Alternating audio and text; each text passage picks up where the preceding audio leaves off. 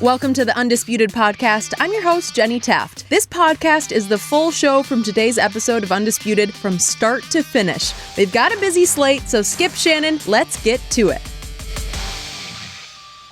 TGIF, everybody. Welcome to Undisputed live from Los Angeles. I'm Jen Hale, here with Skip Bayless, Shannon Sharpe on this Friday. Good morning, guys. Just another sleepy day in the NBA.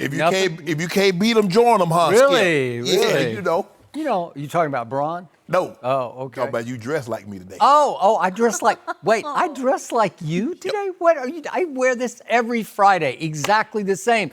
And I'm dressed like you, how? I don't really get it.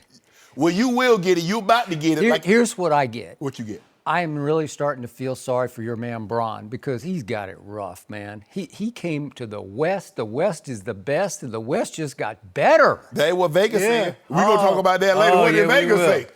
Well, that was one Vegas outlet Sunday.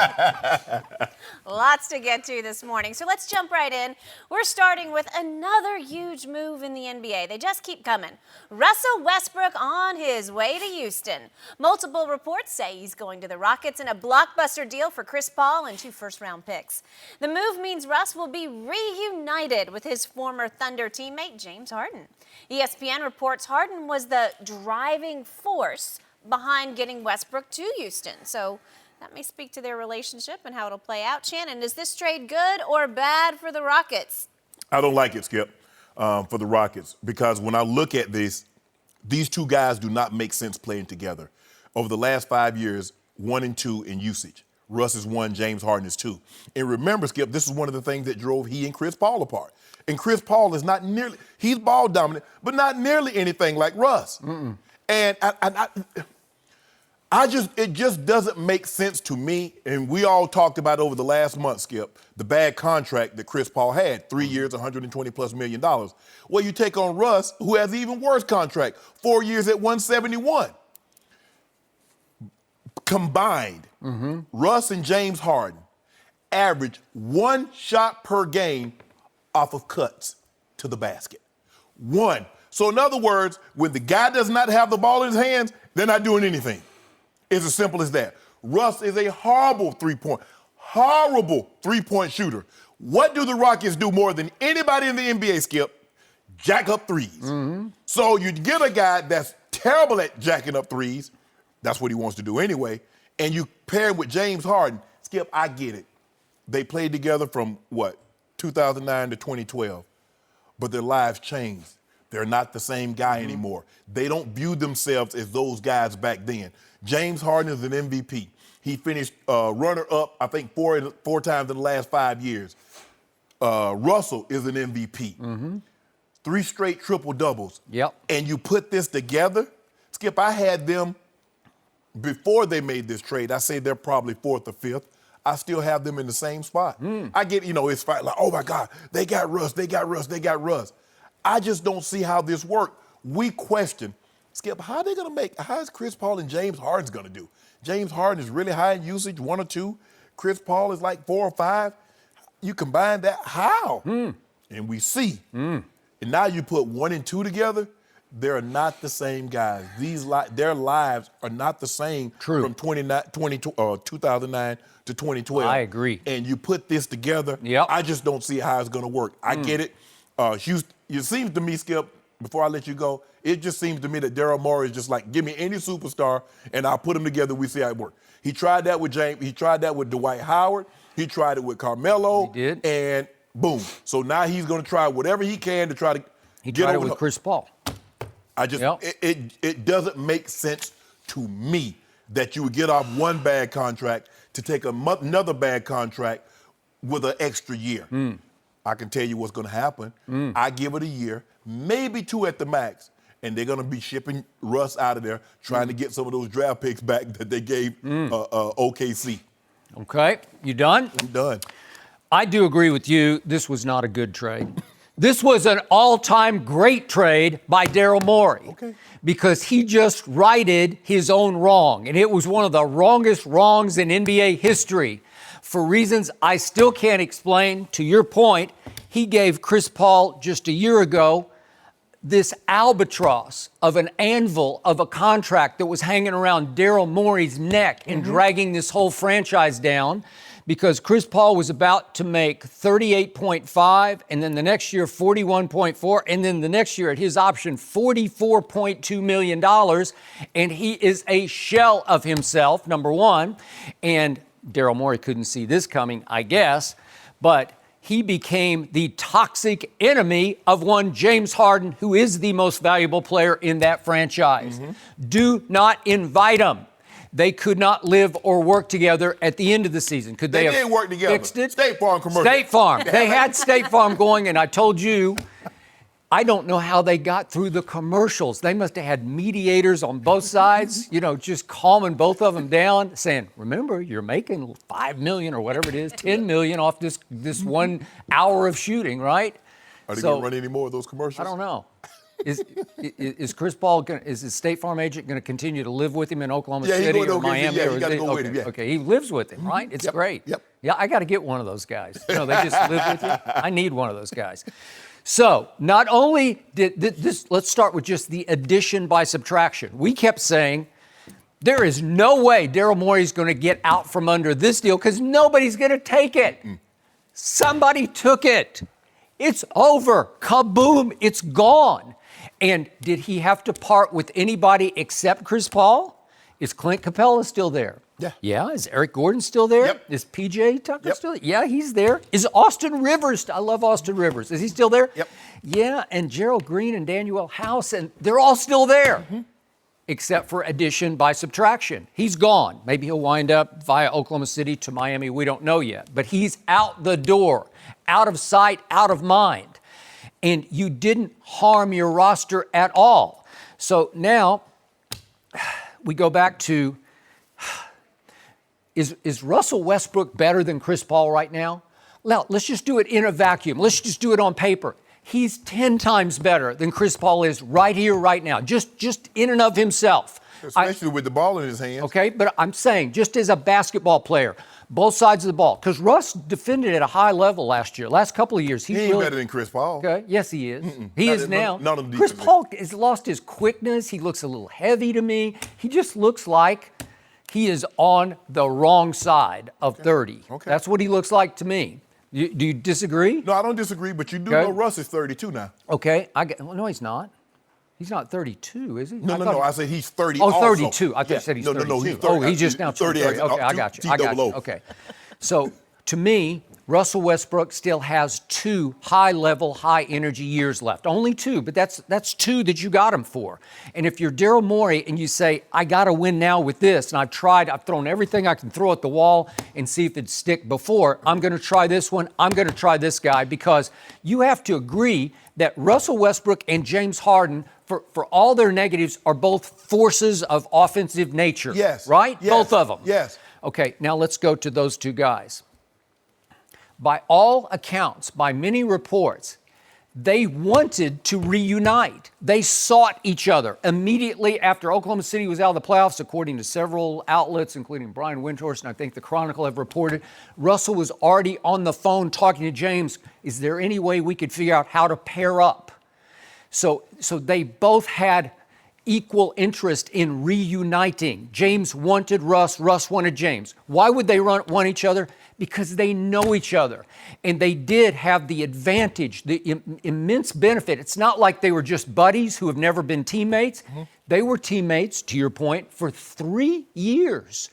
They hung out. They practiced with and against each other. They were in the locker room. They were in the huddle. They were on the road. They were everywhere together. They know inside out who they were. I get you say their lives have changed. Their statuses have changed. But along the trail, each has won an MVP, right? And Russell has done his triple-doubles for 3 straight years. He's averaged. So he's done all that. But they wanted to get together because they do know that for 1 year, especially that last year together, when James Harden was the 6th man of the year, he averaged 17 points a game for that team. So he played a lot of basketball on the same floor with Russell Westbrook, who at that point averaged 24. So 24 to 17. So it worked a little bit? Can you give it just a little bit? Yes. Right? Yes. Because they were paired up a lot. Okay, I know those teams because that team knocked my team out. But Skip, by the way, my team went up 2-0, and then those two just took it over. The next 4. Yes. But Skip, you're talking about Russ wasn't the Russ that we know now with the high usage, and neither was James Harden. He was a bench player. He came off the bench. Okay, just remember though, there's a connection. There's a soul connection because they're both, here we go again, Southern California. They're LA products, right? Yes. And they're just a year apart. It's a little more than a year, but the point is they knew each other growing up. Right. And then obviously one goes to Arizona State, and one goes stays to at UCLA. But still, there's a soul connection of Southern California, just like that guy number 2 and Paul George. Right? So being from Southern California is going to make one of these guys want to pass the ball to the other. Okay. Here's the other point. They have each led the NBA in assists, and Russell just did it again, right? Yeah. He's led the last 2 years. Yeah. And James led it in 2017. So yes. The last 3 years of the NBA, we have 2 guys leading it in assists 3 times, 2 for Russell and 1 for James. Yes. What does that tell you about their mentality? Do they pass the basketball? Is Yeah. it all shot? Is it just total gunnery on both cases? No. They pass. You have to be able to pass the ball some to lead it in assists. Am I right? Oh, yes. Okay, so you have 2 guys capable of high assists, like double-digit assists. Yes, and 2 guys high usage. Okay, I got you because you're right. 1-2, 2-1 for the last 4 years. It's just gone back and forth between those 2. Yes. Okay, now what do they have in common at this stage and age of their careers? Both have struggled in the postseason to the point that both know what it feels like to be condemned for the disaster that was a postseason for the Thunder or for the Rockets, Correct. right? Yes. They have been the number 1 targets of those fandoms in Oklahoma City and Houston.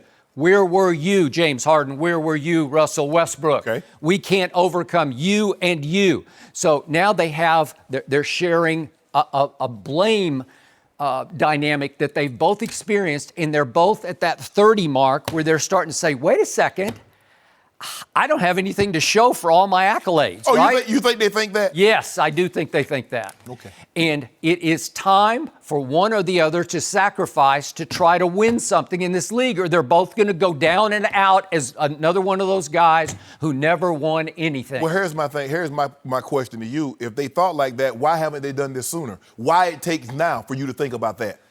Because it started with number 2. He just wrecked the whole dynamic. Oh. All the dominoes fell for number 2. Am I right? But okay. What What if he doesn't go after Paul George? We're not having this conversation. No. And so, but my thing is, Skip, is that when you pair these guys together, and I give you, they led the league in assists, but they need the ball to do that. The question is, okay, who's taking the last shot? These guys don't think like that. Even though they struggled in the playoffs, each guy says, you know what? I can be the one to get us out of this. All right. I have respect for Mike D'Antoni in only one area only, and that is offensive. I'm going to go so far as to genius. Okay. I think he has genius about him. And I don't think his players listen to him like when we see those sideline huddles, on tape.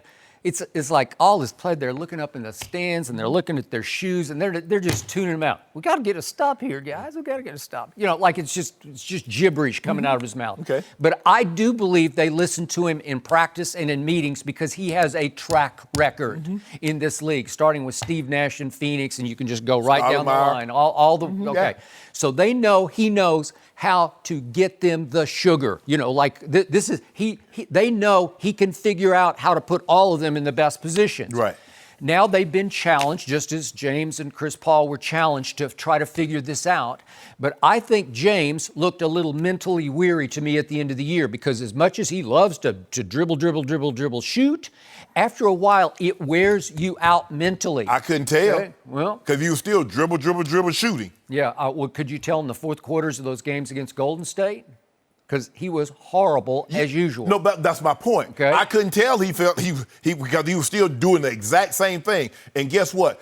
Mike D'Antoni, thanks to Daryl Morey, just added another guy that's not going to Skip, can you imagine Russell Westbrook spotting up in the corner, jacking up 10 threes a game, okay, and shooting 29%? Okay. it's time to change your approach. You just watch.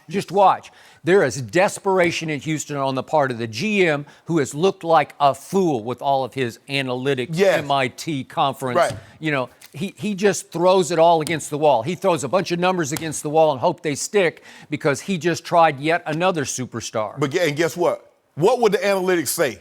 Adding two guys that are ball dominant, high in usage rate. What would the analytics say about putting those two guys together? Threw that out. So now he don't want analytics anymore. Now I think he's saying, I got two superstars who are offensive dynamos, and they are very close friends. So maybe they can figure it out with D'Antoni tweaking it on the fly. And if they do, come April, you are going to have some trouble because this is going to be a force. This team is better than it was last year. I have them, the Clippers are better, the Lakers are better. You love Utah, you love Denver. You think Portland's going to be right back up in the mix. I just don't see it. So where is Eric Gordon going to shoot? You left out Golden State. Golden State, okay. And that was a big mistake on your part because they are listening right now. I just want to know, just answer me one thing. When does Eric Gordon get to shoot the ball? Maybe more than you think. How? Yeah. Maybe they say, this time we got to prove to everybody we can actually win in the postseason. Maybe by April they have figured out a new flow where they're load managing mentally as well as physically, where the pressure is off these two. I just like the shot. And you listen, those are all good points. And I was the first to think, boy, high usage rate. Yes. But now they have both been challenged as high IQ players, especially James. I think he has high basketball IQ to figure out how to re-ingratiate Russ into the flow. Because if you utilize their gifts, they are extraordinary gifts on both parts. Both. They can do things nobody else can do. Yeah. In fact, they're doing things, one and the other, in ways nobody's ever done it in the history of basketball. Am I right about that? So if you take Russ's energy and you just take, it's contagious energy. He plays for himself. He plays for his stats, but at least. But now he's going to change that. Okay. No, he's bringing an edge to this team that it didn't have. He brings an RPM every night. He plays his tail off. As you know, again, he's playing for his own stats. Right. But maybe now these help the two reunite and say, now we got to really sacrifice and sort of reroute all of our energies into winning. Why wouldn't James Harden do that with Chris Paul? I think they never liked each other, to tell you the truth. Then why did James Harden had to sign off on this, Skip? On which? Chris Paul. Chris Paul? I guess so. I don't know. It never seemed like they really clicked, in friends ways. Well, they never loved playing with each other. Well, I just think their style. They need the ball. Chris Paul needed the ball to be successful. Were James and Chris friends before Chris was forced on him? No. And he came over from the Clippers? Nope. Look, I got a bunch of friends. I ain't trying to live with them every day. Okay. I ain't trying to play with them every day. Okay, but he has lived with this friend before. Yeah. I'm just saying that gives you a chance that you wouldn't have with somebody coming out of the blue. It's hard, Skip, when the lives have changed. Chris Paul. James Harden is not the sixth man anymore. Russell Westbrook is not the guy. I got it. But remember, they're now decorated. They did all their individual stuff. Yes. So now it's time. I'm challenging them here right here, right now, that you have to say, time out. Who am I? What am I? What is my legacy going to be? Solo act? No. Am I going to be a solo act or am I going to be a champion? How many times have we heard people say, all I care about is winning? But what they really mean, I want to win, but I want to win my way. I need 10 for $150 and 2 touchdowns. Oh, I want to win because, I've had all these individual accolades. So instead of averaging 30, 10, and 7, if I could average 28, 8, and 6, that would be okay. Nothing really changed. Skip, these guys want to be the guy. Russell has been the guy since KD left. Well, he thought he was the guy when KD was there. James Harden has been the guy since he arrived in Houston. He's been the guy. So now you're going to put these two guys together and one guy say, you know what?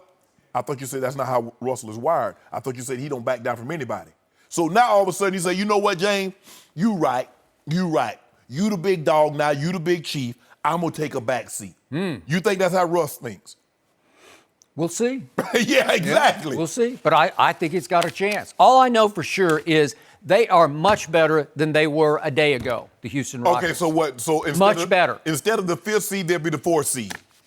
Okay. All right. Well, so they're some better in your eyes. You're admitting that they're better. They were right? the 4th seed last year. Okay. I had them 5th. So what? They're 4th? Skip, you keep saying Chris Paul had a bad contract, albatross of a contract, and he did.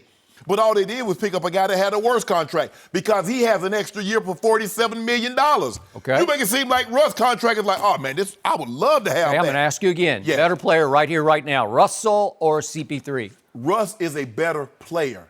But I believe Chris Paul worked better with James Harden than what Russ will. Chris Paul. I didn't see that. Let me ask you a question. Who's a better shooter? And in this offense, what do you need? Shooters. So who's a better shooter, Chris Paul or Russ? Okay, I'll give you that. Okay. But who's the better player? Who's the better scorer? Don't you got enough? Who's the better passer right now? Don't you got enough? Russ is better than. Listen, Chris Paul is just. It's hard to watch him anymore. He's lost his quickness. He's lost any lift that he ever had. He has to, when he tries to shoot his jumper, he has to like muscle it up to get up to the apogee to release it. Like, ugh. Chris Paul ain't did It hurts to watch him. No, it don't. Yeah, it does. No, it does not. Well, what's going to happen if he goes to Miami? Does that make them the favorite then in the East? Well, Skip, I've always felt, even though this trade didn't materialize, I feel Chris Paul would be a better fit with Jimmy Butler than Russ. Would you disagree? Listen, I would disagree because Russ is just better. So Listen. Skip, The NBA is a stars game. Yes. This guy has star power. Yes. I always tell you, I don't love watching him. I'm sorry, I love watching him, but I wouldn't love playing with him. Right. But if you get somebody he really respects, because it's only been him and Durant where he really respected somebody. It is a star league, but championships are won with pieces that fit. And when you don't have pieces that fit, because remember, Skip, for the longest time, that's what we was doing in the Olympics. We just get the best talent, nothing fit. Oh, we just got this guy, and everybody, and like, all of a sudden, Argentina got the gold medal. And they're like, what the hell happened? How did that happen? That was because Argentina was just better than Man, stop playing. It was because of Manu Ginobili. There you go. See, well, I'm going there because he was a force of nature. But that wasn't our fault. That was his. So in other words, Argentina had better players than us. They did. No, they didn't. Stop it, Skip Bayless. You know good well Argentina did not have better players than us. All right, we're getting off topic. But great points to the Harden Westbrook trade, guys. Shannon, I was with you when the news broke yesterday, but Skip, Vegas is with you. The odds for the Rockets to win the championship went from 10-1 to 7-1. Well, there you go. It just takes in some more money. A 6 to a 5. Yeah, exactly. So from the 5th seed to the 4th seed. We got a lot more to talk about today, including, is it fair to compare Kawhi to Michael Jordan? Yeah, oh why? You're on. Oh why? Why, oh why? Right now. They're going to debate that next. No mercy. Hey guys, Jenny Taft here with a quick word from one of our sponsors, Hims, a new wellness brand for men. Did you know that 66% of men lose their hair by age 35?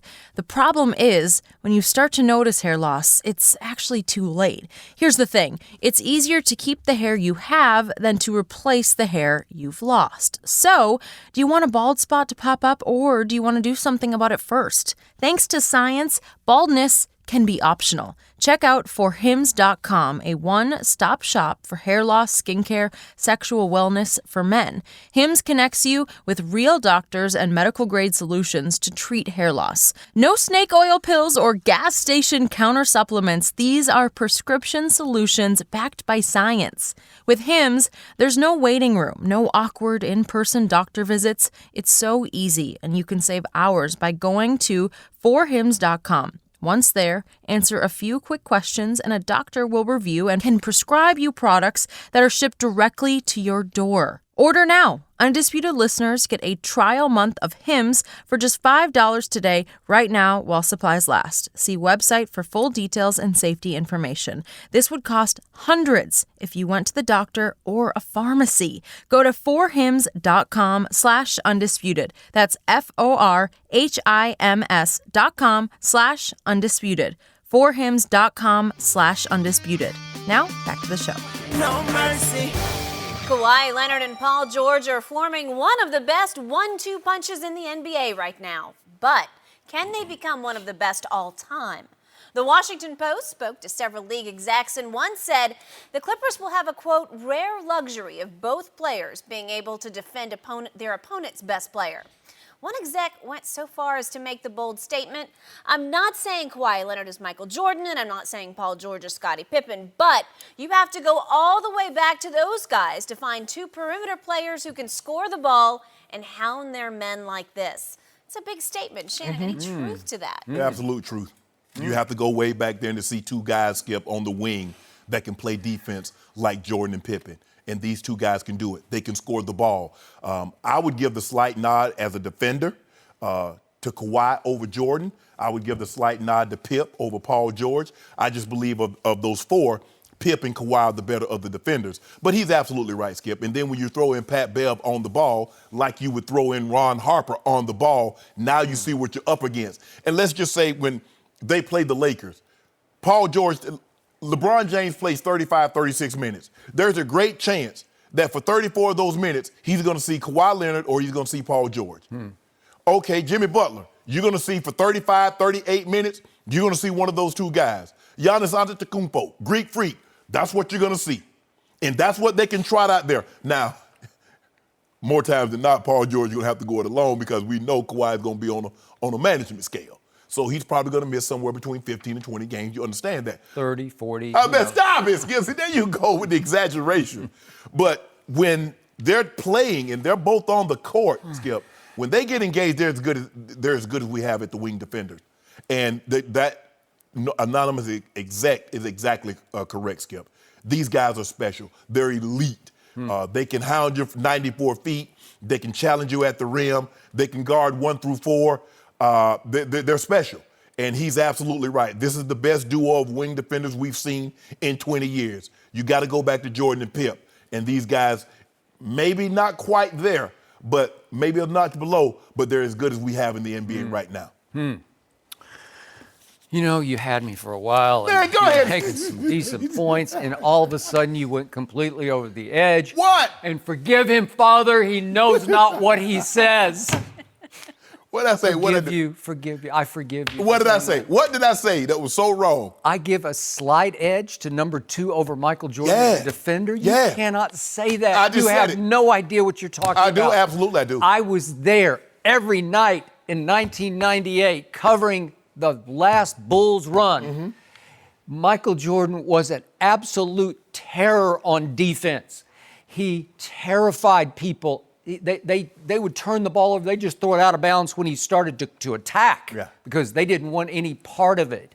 He intimidated the opposition on defense as much as he did on offense. He was first team all defense at age 34 that last year in Chicago. I'm sorry, this guy has never been able to carry his jock strap on defense. So what am I supposed to do about these 2 defensive players of the year back to back? Okay, well, it's because competition. Don't do that. See, there you go. Yeah. Why you do that, Skip? Because I'm just doing it because it's the God's truth. Forgive him. Okay. Okay. But see, okay. I remember. You've been forgiven. I remember when number 2, Kawhi was at the Spurs. Oh, he's the best two-way player. He plays defense. He's played great defense. Now he'll abandon your team. Was Jordan still playing in the league at that point? I'm just saying the praise that you had heaped on Kawhi for being such a great defender. I do. I give him high credit. High marks. But except you went completely over the edge. No. I give him a slight edge. I would, Skip. What? Skip. Oh, my God. Skip, the guy has almost an 8-foot wingspan. The hands the size of a first baseman's mitt. There's nothing he can skip. Look, why is it every time if somebody says something, I can't believe it's sacrilegious, it's blasphemy for you to say somebody is better at something than Michael Jordan. Okay, Skip, somebody can be better at something than Michael Jordan. I'm not saying he's a better overall player, but I believe at the defensive end that he's slightly above. Now, Pip, I believe Pippen might be the greatest on-ball defender we've seen because he could guard 1 through 4, Skip. He'd take the point guard, be it John Stockton, Magic Johnson, Kevin Johnson, or then he'll go get your 3. Or he could take, now he's a little light in the pocket, but he was so quick. He can move so well laterally. That's what made them so tough. And then when they got Dennis Rodman was a defensive player of the year 2 times. He was an all-defensive player. So you get Ron Harper on the ball, you get those 2 wings, and then you got Rodman backing you up. That's what the Clippers possess. I'm going to give you this. This group is Jordan-esque, Bulls-esque across that front line of defense. I'm talking about the half-court line. Right. Because I covered the 1998 Bulls, and opponent after opponent, when I went to the visiting locker room, all I ever heard was we couldn't get the ball past half court because Pippen is so long, and Jordan is so long, and Ron Harper is so long. I don't know what was Harp, like 6, 7, or 8 also, but really long-armed. Right. And when they stretched, there's nowhere to go. And they could jump and double the ball handler at any point to where he's just suffocated. Right. And he is going to spit it up and turn it over. They did a great job, Skip, of forcing you to. They tried to keep you out the middle of the court. What they try to do is force you into an angle to a corner, and then here come the guy from the backside. As soon as you pivot, okay, he done picked you. And then Zubats, a guy you love that they just gave away for Mike Muscala. He's now, I think he's still in OKC. Yes. I don't know if that's going to stick, but he's still there. That's where he wound up. You gave away Big Zoo, who became a top 5 rim protector last year statistically. Yes. So is he Luke Longley, who was the starting center for the at Bulls? least. Yep, he's at least there. Yeah. So you got that. And then who's your Rodman? Well, once Montrez comes on the floor, he is Rodman-esque to me in that he packs a wallop. He's 6'8", 240, maybe, I don't know, he might be 250, somewhere in there. So he is a very physical, attitudinal defender where he just snarls and attacks. We pound him inside. Yeah, Because okay. what we do have is 6'10.5" Anthony Davis. They have no answer for that. And don't let Boogie. Don't let Boogie get to 85, 90%. Because at 6'11", 250, punish him, Big Zoo. And I love Zoo, but Boogie gonna punish. So we're punishing inside. How you want to do this, Skip? Big Zoo is not afraid of We don't want him to be anybody. afraid. Take it. I love all these Euro kids. They just come over here like, I don't care. I ain't afraid. I love it. I ain't afraid of no wolf. No, just bring them on. But that's as good a duo in the last 20 years. That we've Okay, seen. all right. So the other quote in this same article that I loved was the whole idea of, this is from an anonymous coach, NBA coach, who said it would be hard to drive a wedge between number 2 and Paul George. I don't see how number 2, I don't see him caring if Paul is more famous. I don't see Paul caring if number 2 is the closer, to be honest. I think Patrick Beverley is the alpha dog in that locker room. Well, I didn't mention Patrick Beverley in that front line of defense. He on ball. But if he's the on ball, if he's in the middle and you got those 2 wings, he is obviously as tenacious a bulldog of a defender as we have in the league right now. He's Ron Harper. Okay, he not in stature, not in length, but in tenacity, just in attitude. Right. He is definitely Ron Harper. He might even be a tick above Ron Harper, and I'm not going to get struck by lightning saying that. I know what I'm talking about. I covered the other team. But I'll take Patrick Beverley slightly over Ron Harper, so he upgrades this. He also brings some intangibles that the 2 wing guys don't bring, because the 2 wing guys, intangibly, I don't trust either one of them in the biggest moments. But I do trust Patrick Beverley, and I do believe he is the alpha, along with Lou Williams in that locker room. Pat Bev ain't taking no last shot. That's going to be Kawhi, Paul, PG. But it's the attitude he brings, the guts of the team, heart and soul of the team are those 2 guys, Patrick Beverley and Lou Williams. Well, I agree to a certain extent, Skip. I think the fact that Paul George spent a year and a half in OKC when Russell was clearly the big fish, but Russell conceded some of that last year, hence that's why Paul George was able to have career highs in rebounds and points. Kawhi, now, we keep thinking Kawhi this mild-mannered because he doesn't say anything, but when you see yourself as a top dog, everybody keep telling you the king. It's hard for you to be the king and say, yo, I'm cool with everything that's going on. Now, the king, that's your castle. You need to know what's going on, so you need to be the big dog. Now, if it's only slightly big dog, but you want to be the big fish because remember, you made this happen. A guy that makes things happen all of a sudden is not willing to concede, says, oh, okay, I'm good. But don't they can, I don't care who they got. They taking the L's. And I just want you, please, for Crimma, all I want is the Lakers and the Clippers on Crimma Day. You realize that's just one of 82. I don't care. Because that's going to set the For Christmas, all I want are Lakers, Clippers in, I don't know, the conference semis. Or I love that. I'll take them in the conference finals. You know, I want the conference final because you know what that means, Skip Bayless? Lakers got all home games. We ain't leaving. We all home. For some, if need be, 7 games. But it probably end in 5 or 6. I would love that because that would be the end of LeBron's run. No, it's not. Yep. We're just getting started. So this Clippers team is very interesting because it's deeper than you think it is because, remember, Lou and Montrez come off the bench, and Lou will take the last shot and often make the last shot, right? Yeah. So that gives a big advantage to Clippers over Lakers, right? No. Interesting. So who's the better defensive team? You guys are the better defensive team. We're not. Okay. You guys. Who's the better closer? Oh, Bron. Bron over Lou? Yeah. Bron, the worst free throw shooter late game in we the don't history get of to, we don't basketball? need a free throw. Oh, you don't don't need a free free throw. No. Okay. The same LeBron who left, 8 games on the table before Christmas Day when they were 20-14 and the 4 seed, and they could have been the 2 or even the 1 seed if he closed the deal. See, LeBron is like me. See, LeBron don't need no free throws because he's gonna finish it finish it from the floor. I don't carry credit cards. Just straight cash, homie. Really? Yeah.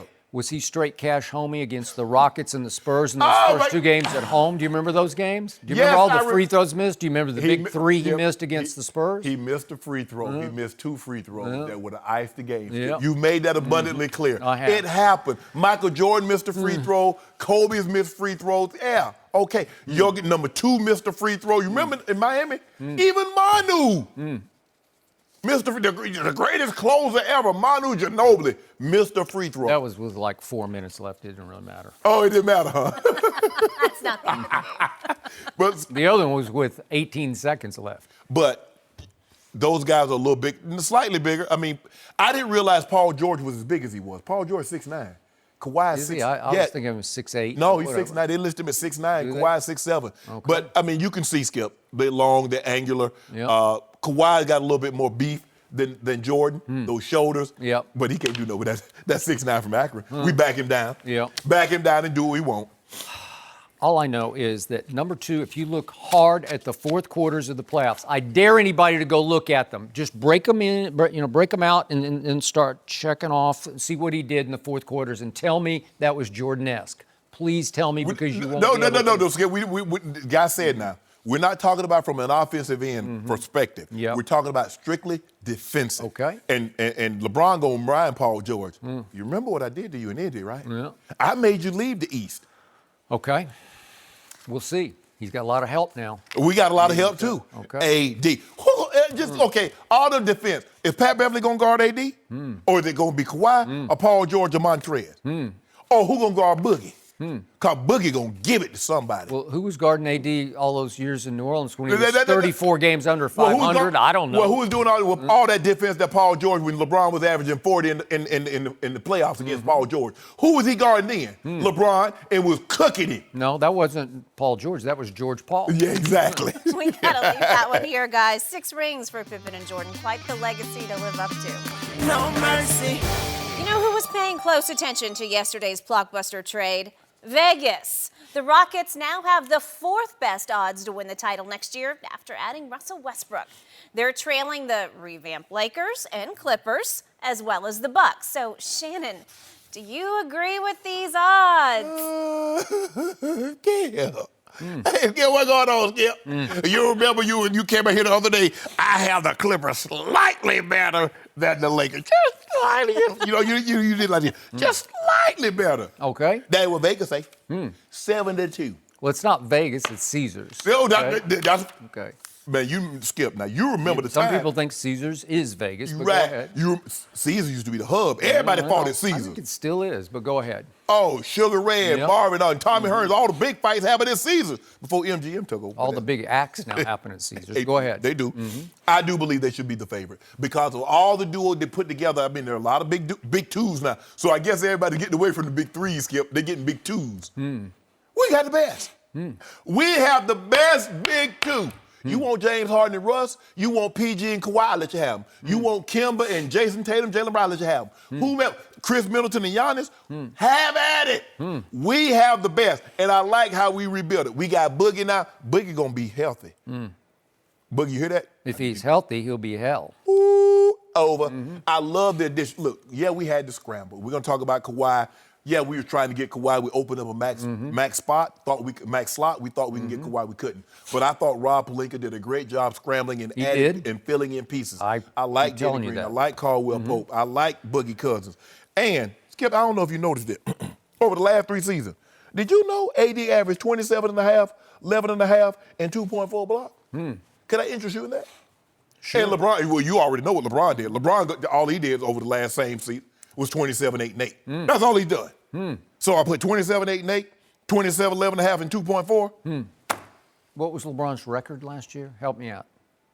The previous 2 years, he went to the finals. Okay, but last year? Last year, they weren't very good. Oh, so he started 55 games, and they went 28 and 27. Father time. Oh, that's why. Tap. Man, what happened? He had a better numbers than Kawhi, who's what, 6 years younger? He had better numbers than Kevin Durant, who's what, 3 years younger? More points, more rebounds than assists. So I would have loved to have seen, had LeBron been able to play with the Warriors. I would have loved that. Okay. Wouldn't you, Skip? He needs a lot of help. But KD didn't. Well. But you told me, I kept saying, Kawhi's playing great. Help. He has the best help in the NBA. Now, you want to make it seem like he win it alone and just said LeBron James is not very good. Which is it, Skip? LeBron's great. He's just in year 17. Can you tell? Yes, I could tell last year. No, you couldn't. No, I really could. We had them young pups. Okay, Skip, if it happens again, I'm going to come on set, I'm going to say, you know what? You're right, Skip Bayless. LeBron is showing signs of age, and I think we're going to have to sit it down. But I don't envision a day where I say that, not until maybe year 20. Okay. Shannon Sharpe. Yes. I have very bad news for you. Your man, LeBron James, is not going to win one more championship. Okay. Not one more is he going to win. And they are not going to win next year because there are just too many very good teams in the West, and I am including the new version of the Houston Rockets. They're just too deep. The West is too deep. The honeymoon is over for LeBron. He got his honeymoon. Now all the pressure, as I told you the other day, it's all on your man, the new number 6, LeBron James, with the new look Los Angeles Lakers. Yep. I don't think he can live up to it at this stage and age of his career. I do not think he will be able to. Remember, Anthony Davis has never been through this before because, no offense, Jen, but New Orleans is a smaller market. There's never been this kind of spotlight and focus. Okay, but you're on the best team. Okay. Okay, and so it's different. So now he's on a team with the best player. Well, he was the best player. He is. Okay. So I'm going to repeat what I told you earlier this week. The Clippers are still slightly better than the Lakers. And the truth is, let's just start with the bigger picture. Am I taking Doc Rivers or Frank Vogel? Help me out. I think I'm going to take Doc. But you told me NBA is not about coaching. College is. Okay, NBA is about superstars. Okay, when you have a superstar coach, that is a factor. And this will be a big factor for the Clippers. They have Doc and you do not. They have Jerry West and you have Rob Pelinka. And remember, there's another thing that's going to come up in whenever it is, early February, a trade deadline. Watch the Clippers rock and roll. Y'all ain't got nothing to trade. What you got? Just watch. You got no Just picks. watch. They will come up with something. Okay, so you got all your picks to 2026. We'll see. I promise you, they will continue to retool at the trade deadline. Never bet against Jerry West. When you did, you lost. You were, 94.7%? 96.2. And Jerry West said, Shannon, I got you again, right? Yeah, they got me. And he pulled it off. But this is what's going to make it even sweeter, Skip, is that we win the title going through all the adversity, being lied to by you-know-who. I know. You got it. That's okay. What's his name? Kawhi Sose? Kawhi Sose. Okay, I like that. And finally, would you take Steve Ballmer or Jeannie Buss? I'm going to bet on Steve Ballmer because them old deep pockets, I bet you would. He is the wealthiest owner in the NBA. Plus, he is a driven winner because he won in his other life. Did he not win? He won big. Oh, he dominated. Yes. So he is on fire to win at this game. You see him courtside going crazy. Yes. And so he's pulled out every stop. They're hiring people. This was like a 2-year mission to land number 2 and another superstar, and they pulled that much off, right? I hope they gave Bruce Bowen pension. Okay, well, There you go. That was your guy. Okay. You Look, like Bruce. I know him very well. I love Bruce Bowen, but he's a Spur at heart, and his heart, he wore it on his sleeve. Unfortunately, it got him fired. And we didn't see it at the time, Skip. Okay. But like, why they firing a guy for taking a shot? If it's their own guy, Yeah. they're like, you gonna ruin any chance we got to get Kawhi. Okay, so back to which is the better defensive team? Well, you already got admitted Clippers. it's the Clippers. Yeah. And which team has more mental toughness to it? Am I going to take Patrick and Lou, or am I going to take who? LeBron and who? We got more titles than everybody on that team. Oh, okay. Who got the most titles, Skip Baylor? Okay. Well, we got Rondo. Okay. Rondo not tough? Clutch closer. I think LeBron. I think I'm going to go with Lou. I'm going to go with Lou. Stop it, Skip. So I'm going to go Clippers slightly better, and I'm going to remind you the Clippers, they're a deep basketball team. That's a loaded team. What about us? Yeah, I told you yesterday, I am highly impressed with what Rob Pelinka pulled off on the fly. It's just not quite better than the Clippers. It is. And all of a sudden, the Rockets are right there, and they're going to take Rockets their ain't right pound of flesh. nowhere. Now all of a sudden you love Russ. I thought you said Russ is ball hog. That's the main reason that KD left. Now you put it with another ball hog, and now they're about to go places. Just like the mix. I like the new That don't dynamic. mix. I like the shared goal of we got to show everybody we can go win something. I like it. When did It kerosene? shocked me. It shocked me almost as much as number 2 going to the Clippers. When did kerosene and oil mix? Because that's what you got. They both combustible, You know but they what? don't go together. When they combust, they explode. Yeah, exactly. Yeah. Exactly. You watch what happens. I think it might explode. And then we go down to the team that you left out just a minute ago when you were going down the list. The team with the biggest chips on its shoulder, and I mean like championship chips, Golden State. I am not writing them off. Write it off. Hey, I have to put a big asterisk by him because if you tell me that Klay Thompson comes back 100% by Not this March, year. No. why not? It's not an ACL rupture. It's not a Achilles rupture. It's ACL. Right. They've started to perfect this operation. Yeah. They've improved it 50% from what it used to be. But Skip, here's the thing. His mind, though, it's going to take a year for him to get comfortable. I don't know. I've seen guys bounce back pretty fast. Yeah, Okay. Well, you better hope. He doesn't bounce back. No. You watch Adrian Peterson, Okay. and everybody think everybody else is going to be Adrian Peterson. Skip, you know that's an anomaly what he Okay. did. Is this guy not the ultimate He lowercase tough. warrior, not Yeah, the uppercase, the lowercase warrior? He's tough. He is tough. If anybody can bounce back quickly, all of a sudden, if he does, you say everybody's got a big 2. I think they would have a big 3. Draymond, Steph, Klay. Right? Well, 2.5 because Klay is hurt. Okay. Well, what if he's 100%? I'm just. Yeah, but he's not going to be no 100%. Okay, well, you're hoping. You're just hoping and praying. I hope he does come back at 100%. But 6 months after surgery, you're going to be 100% from an ACL. Okay, so they brought back Kevon Looney, who did play up to his size. He played big for them.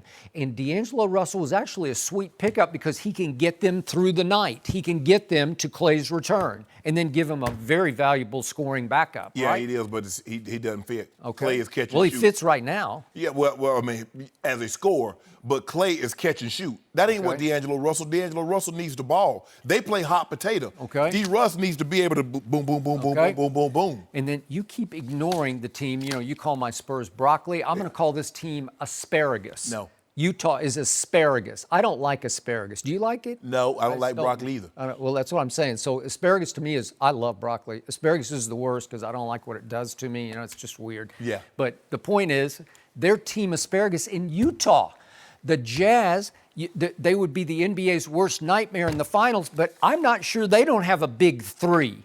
Because Mike Conley Jr., I'm going to say it one more time, most underrated point guard in basketball. Rudy Gobert, once again, won Defensive Player of the Year. Donovan Mitchell, with Mike Conley Jr. distributing, will turn into a superstar next year. When? And you might be sitting back saying, uh-oh, they got 3. What we've seen from Donovan Skip, he did not have a very good play. Okay, he did not. But I just said, with Mike Conley getting him the ball where he needs the ball, where he doesn't have to bring it up and try to be his own point guard, Don't worry about it. watch. Just watch. Who Rudy Gobert guarding on us? He going to guard Boogie or he going to guard AD? Probably both of them at once. Watch he get flushed on. I bet AD flush on him. Really? I don't think so. I think so. I know so. Bogdanovich makes buckets from everywhere. They got some shooting. They got some Ingles. shooting. Woo. But see, here's the thing. See, we don't have to help off anybody because we ain't got to worry about Gobert. He's not the offensive threat. So why would you help off? Why would you double him? We just gonna hug up on the shooters. But who y'all got to? I mean, y'all got rid of Jay Crowder. You got rid of all your defensive guys. Who gonna do something with Bron? Defensive guys with Rudy Gobert? I think he's Great. Rudy Gobert can't guard everybody, Yes, he Skip. can. We got to leave it here. At least we found some consensus on our shared disdain for asparagus. Yeah. Thank right. you. Thank you. Speaking of odds, Thunder's plummeted all the way down 500 to 1 yesterday. Does Sam Presti deserve praise or criticism today for That's the a good moves? question. We'll discuss that up next. They get a 50,000 to 1. No mercy. The Thunder are certainly a franchise in transition right now, but let's look back at their history. Thunder GM Sam Presti had 3 former NBA MVPs at one time on the same team in Russell Westbrook, James Harden, and Kevin Durant. Flash forward to today. All 3 are gone, and OKC has 8 new first-round draft picks to show for their big trades in the last week. Shannon, did Sam Presti screw up the Thunder? He blew it. He blew it, Skip. You have 3 guys that's going to the Hall of Fame. All 3 of these guys won MVPs. If you throw in Serge Ibaka, Skip, Serge Ibaka was 3 times first-team All-Defense. He was. And they're gone. And that was his draft pick. That was his draft.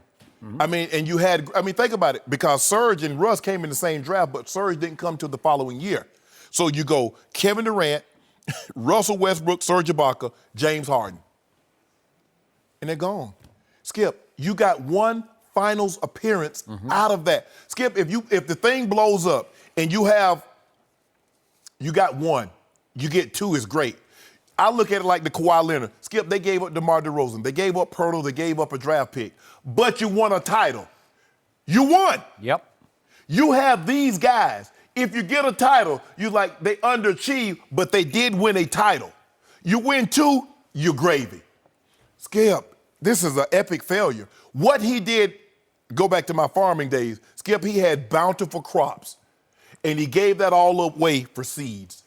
Now he's hoping these seeds, there's some. You finally came up with a good one. I like that. Skip, he's hoping. Way to go. You know, right now he's hoping, because I believe by the time the draft picks start to materialize, they'll be able to let high schoolers will be able to go straight to the NBA.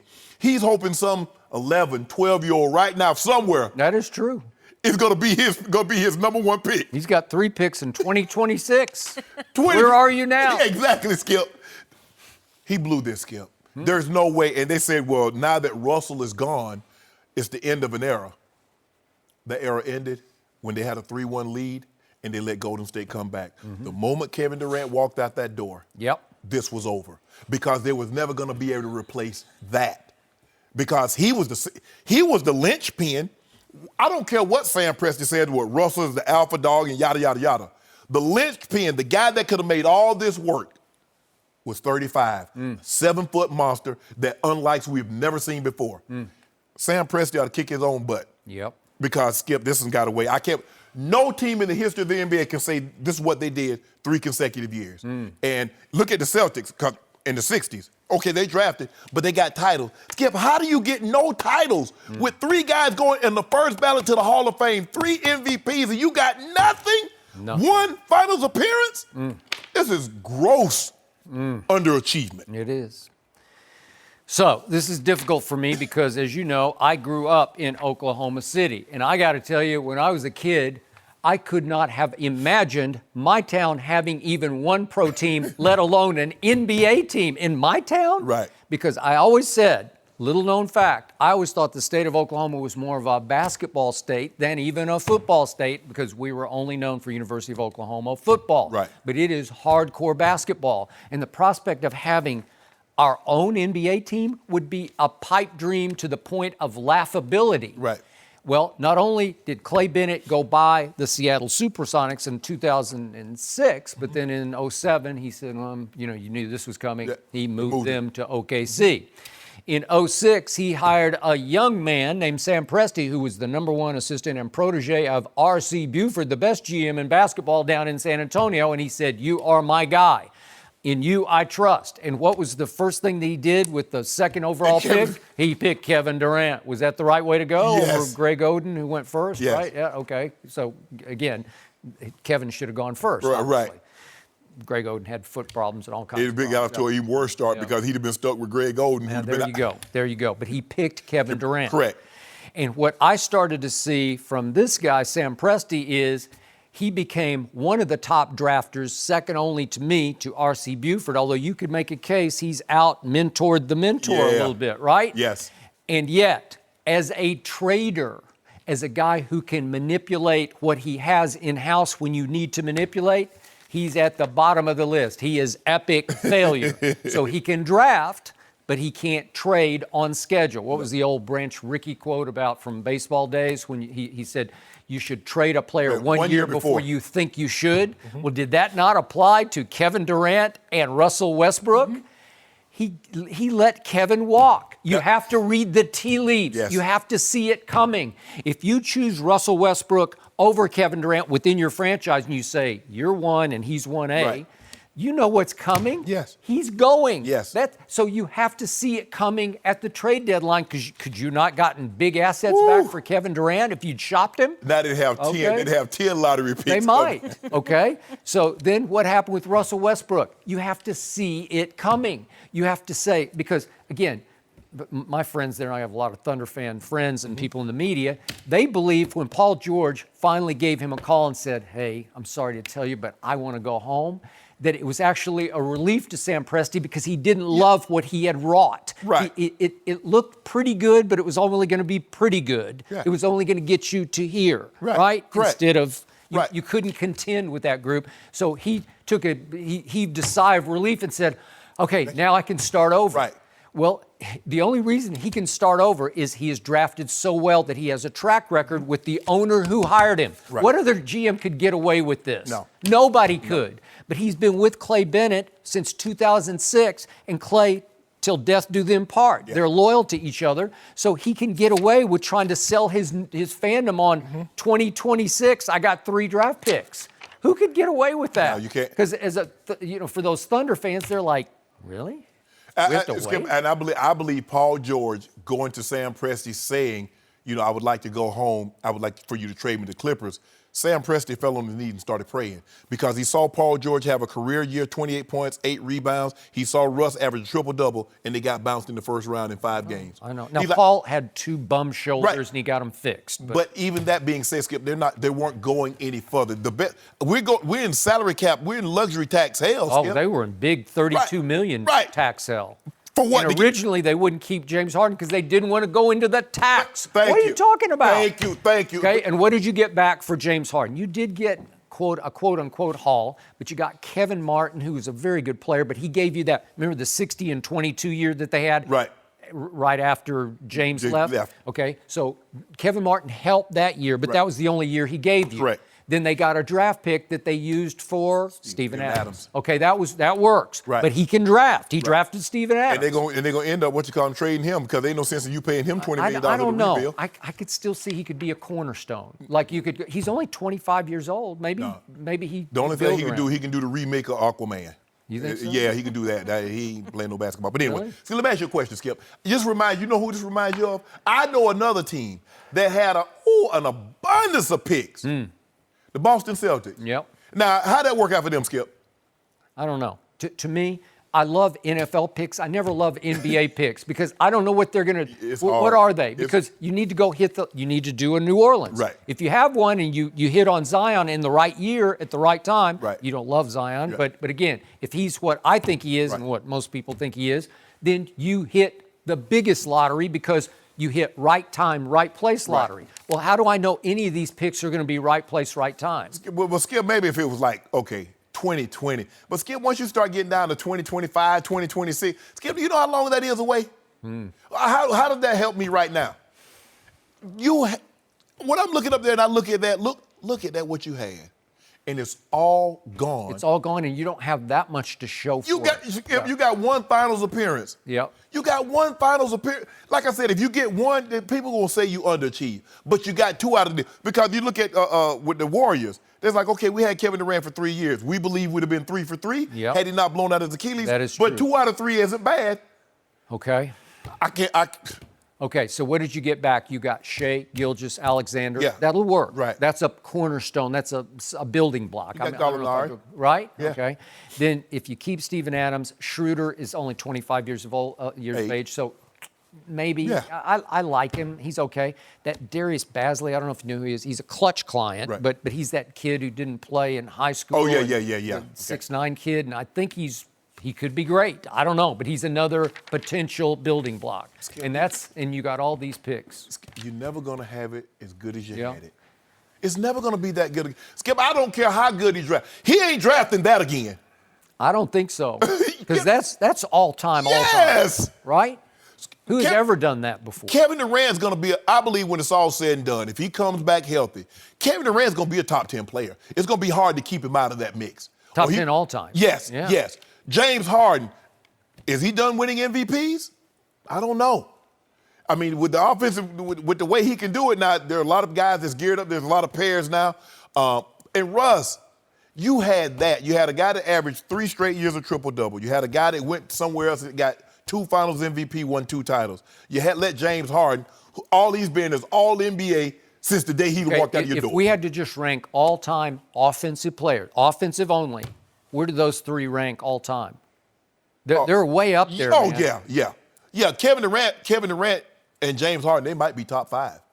Right? Just offense? Oh, yeah. Because I always exclude Wilt. So you go Jordan, Kobe. What? Okay. And there's some nights when I would say Kevin's an even better scorer than Jordan was, only because when you're 7 feet tall and you can do that. Right. Right? I mean, it's just impossible to stop it. And when James Harden's getting that step back, you can't do anything with that. Nope. And now he done got the floater. Yeah. So now he go around, he floats the ball, you can't do anything about that. Okay.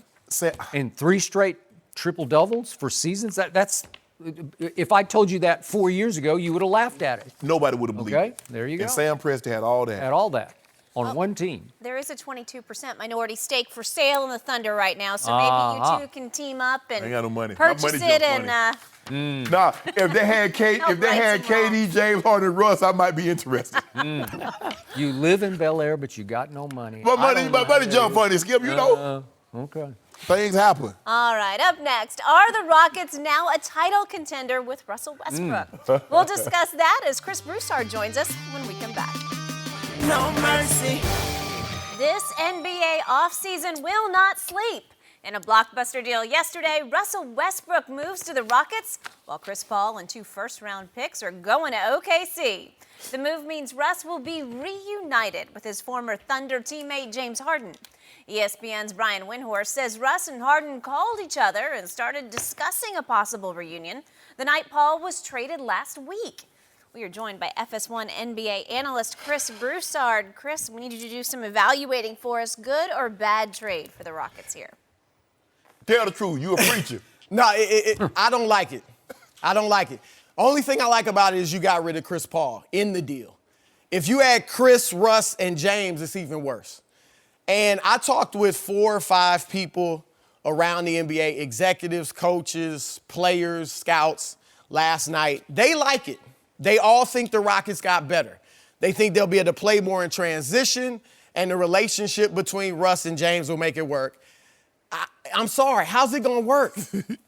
Last 5 years, they both led the league in usage rate. It worked with CP because he can catch and shoot. He was a 43% from catch and shoot. Russ can't shoot. I get it. It's sexy. It's relevant, but it's a Hail Mary. Now, they're going to be good. They're going to make the playoffs. Don't get me wrong. But this is not going to work. And people are saying, and people told me last night, they played together 7 years ago, which we all know. Mm-hmm. They were both so different. First of all, you had Kevin Durant there, okay, who is a buffer because he was so good and can shoot so well. Secondly, Harden was in his first 3 years, 10 points, 12 points, 17 points a game, coming off the bench. 17. Yeah, but he was coming off the bench, and he would be the playmaker when he and Russ played together. Right. So that sounds good, right? Here's the deal. The NBA was different. The three-point shot wasn't as prominent. So you could have a guy off the ball like a Russ who was a slasher, could score, but couldn't shoot. Just like Miami with D-Wade. If D-Wade had to play off the ball with LeBron in today's NBA, it'd be a problem. Mm-hmm. And so that everything has changed, not to mention the egos of each guy. I mean, they've both become historic, not great players in this generation, historic. Westbrook's historic with the triple-doubles. Harden's historic, mentioned in the same breath as Wilt Chamberlain and Michael Jordan because of what he's done. So, and I know they like each other, they're friends, but CP3 and James, Chris didn't just pick the Rockets out of a hat 2 years ago. He said he and James had been talking. They wanted to work together. And here's the thing, Skip. Tell me when it's my turn. This was a Hail Mary that was, it's arguable that the Rockets were the second best team in the league the last 2 years. 2 years ago, they had the Warriors beat, and Chris gets hurt. This year, they lose to the Warriors, who, when they were, even without KD, with Clay, we all think they would have beat Toronto. So I think it was a panic move. My first order, if I was Daryl Morey, my first course of action, because I guess, look, the relationship between James and Chris was so bad that they had to be. I thought he said it was competitive. I thought it was competitive pop. Right. Was good, Skip. That's what they were saying. What I would have done if I'm Daryl Morey, I sit Chris and James down and I talk with both of them. Let's work this out. What's the issue? Then if it goes all right, I bring in D'Antoni. And let's see how we can tweak things. Because look, again, it's a Hail Mary. They're going to be relevant. They're going to be must-see TV. Look, Russ in Mike D'Antoni's offense by himself or with James off the ball as a spot-up shooter, Russ would be great in D'Antoni's offense. Coming downhill with shooters around him, which he never had in OKC, and he could pick the defense apart. But is James just going to be off the ball like that? So with James with the ball and Russ off, Go ahead. I see you got your Rockets colors on, but I don't know. Chris Broussard, could you repeat your opening statement about you talked to 4 or 5 NBA people last night, and what did they all say? They did like it. They liked it. They did like it. This is what you do to me, right? Yep. They did like it. They all liked it. Am I right? I don't know if they were being nice or what, but they liked it. I'll give you that. I didn't like it. I loved it. And I start with your opening salvo, which is addition by subtraction. We sat here days on end saying there is no way Daryl Morey will ever get out from under the wrong that was on his resume. He did it. Right. He can't fix what he broke because he gave this guy, for reasons I still can't understand, Chris Paul, he gave him a contract that calls for $38.5 this coming year, then it goes to $41.4 and $44.2. That's impossibly overpaid. That makes Chris Paul the most overpaid player in the NBA. For what he can give you right now, which is not that much, he became a shell of himself. He lost quickness, he lost lift, he lost Chris Paulness. I just couldn't see it last year. He could not help that team enough to where at the end of the year, I'm saying I like Austin Rivers on the floor instead of Chris Paul. So to get out from under that, number one, was extraordinary. It's a coup. How do you do that? And you keep all the rest of the team intact. You lost nobody else. Is Capella still there? Yes. Is Eric Gordon? Is PJ Tucker? Is Austin Rivers? Is Gerald Green and Daniel House? Yes, they're all still there. So the core is there. The nucleus is there. The togetherness is there. And now you take two guys who obviously don't fit when it comes to usage rate. But the key detail is they sought to reunite. They both wanted. Didn't Chris and James? Okay, well, I don't know about that. They wanted Carmelo. Yeah. Okay. Last year, they wanted Carmelo. Okay, well, they wanted Carmelo last year. You know how players are. They all want to play with their friends. They not looking at. And then when it goes sideways, they look at the break. Right. I never got the feeling that Chris and James were close before he came over from They the weren't Clippers. like Russ and James. Okay. So you have the extraordinary benefit of these two guys did grow up together, and then they grew apart, so to speak, in that they went their separate ways. But they spent 3 formative years together on the practice floor, in the locker room, on the team plane, going out. So they have a soul connection because they are both Southern California kids. We got number 2 and Paul George. We also have Russ and James. Are they not from right here? Paul and Russ are the same way. Okay. How'd that work out? Okay. What do you mean? Both from Southern Cal. They're both from Southern California. Okay. No, but my point is, it does. Remember, Paul George. Right. But they sort of they grew up together in the L.A. area because they're both from just south of the airport. Mm-hmm. So they have a connection from high school days. They're about a year apart. So now you've got that on their resume, and you do have the fact that beyond the usage rate, each of them has led this league in assists. Russell multiple times. He's done it the last 3 years. Russell has led the league in assists twice. James the previous year in 2017. So they have it in their psyche, in their makeup. They can distribute. It's hard to average double-digit assists if you're just all about cold-blooded gunnery, right? No, they'll pass them, but some of that is related to the usage rate. Okay. All assists are not created equal. Okay. So what do they share? What common goal do they have right here, right now? What have ball they hogging. Okay. No. They have both.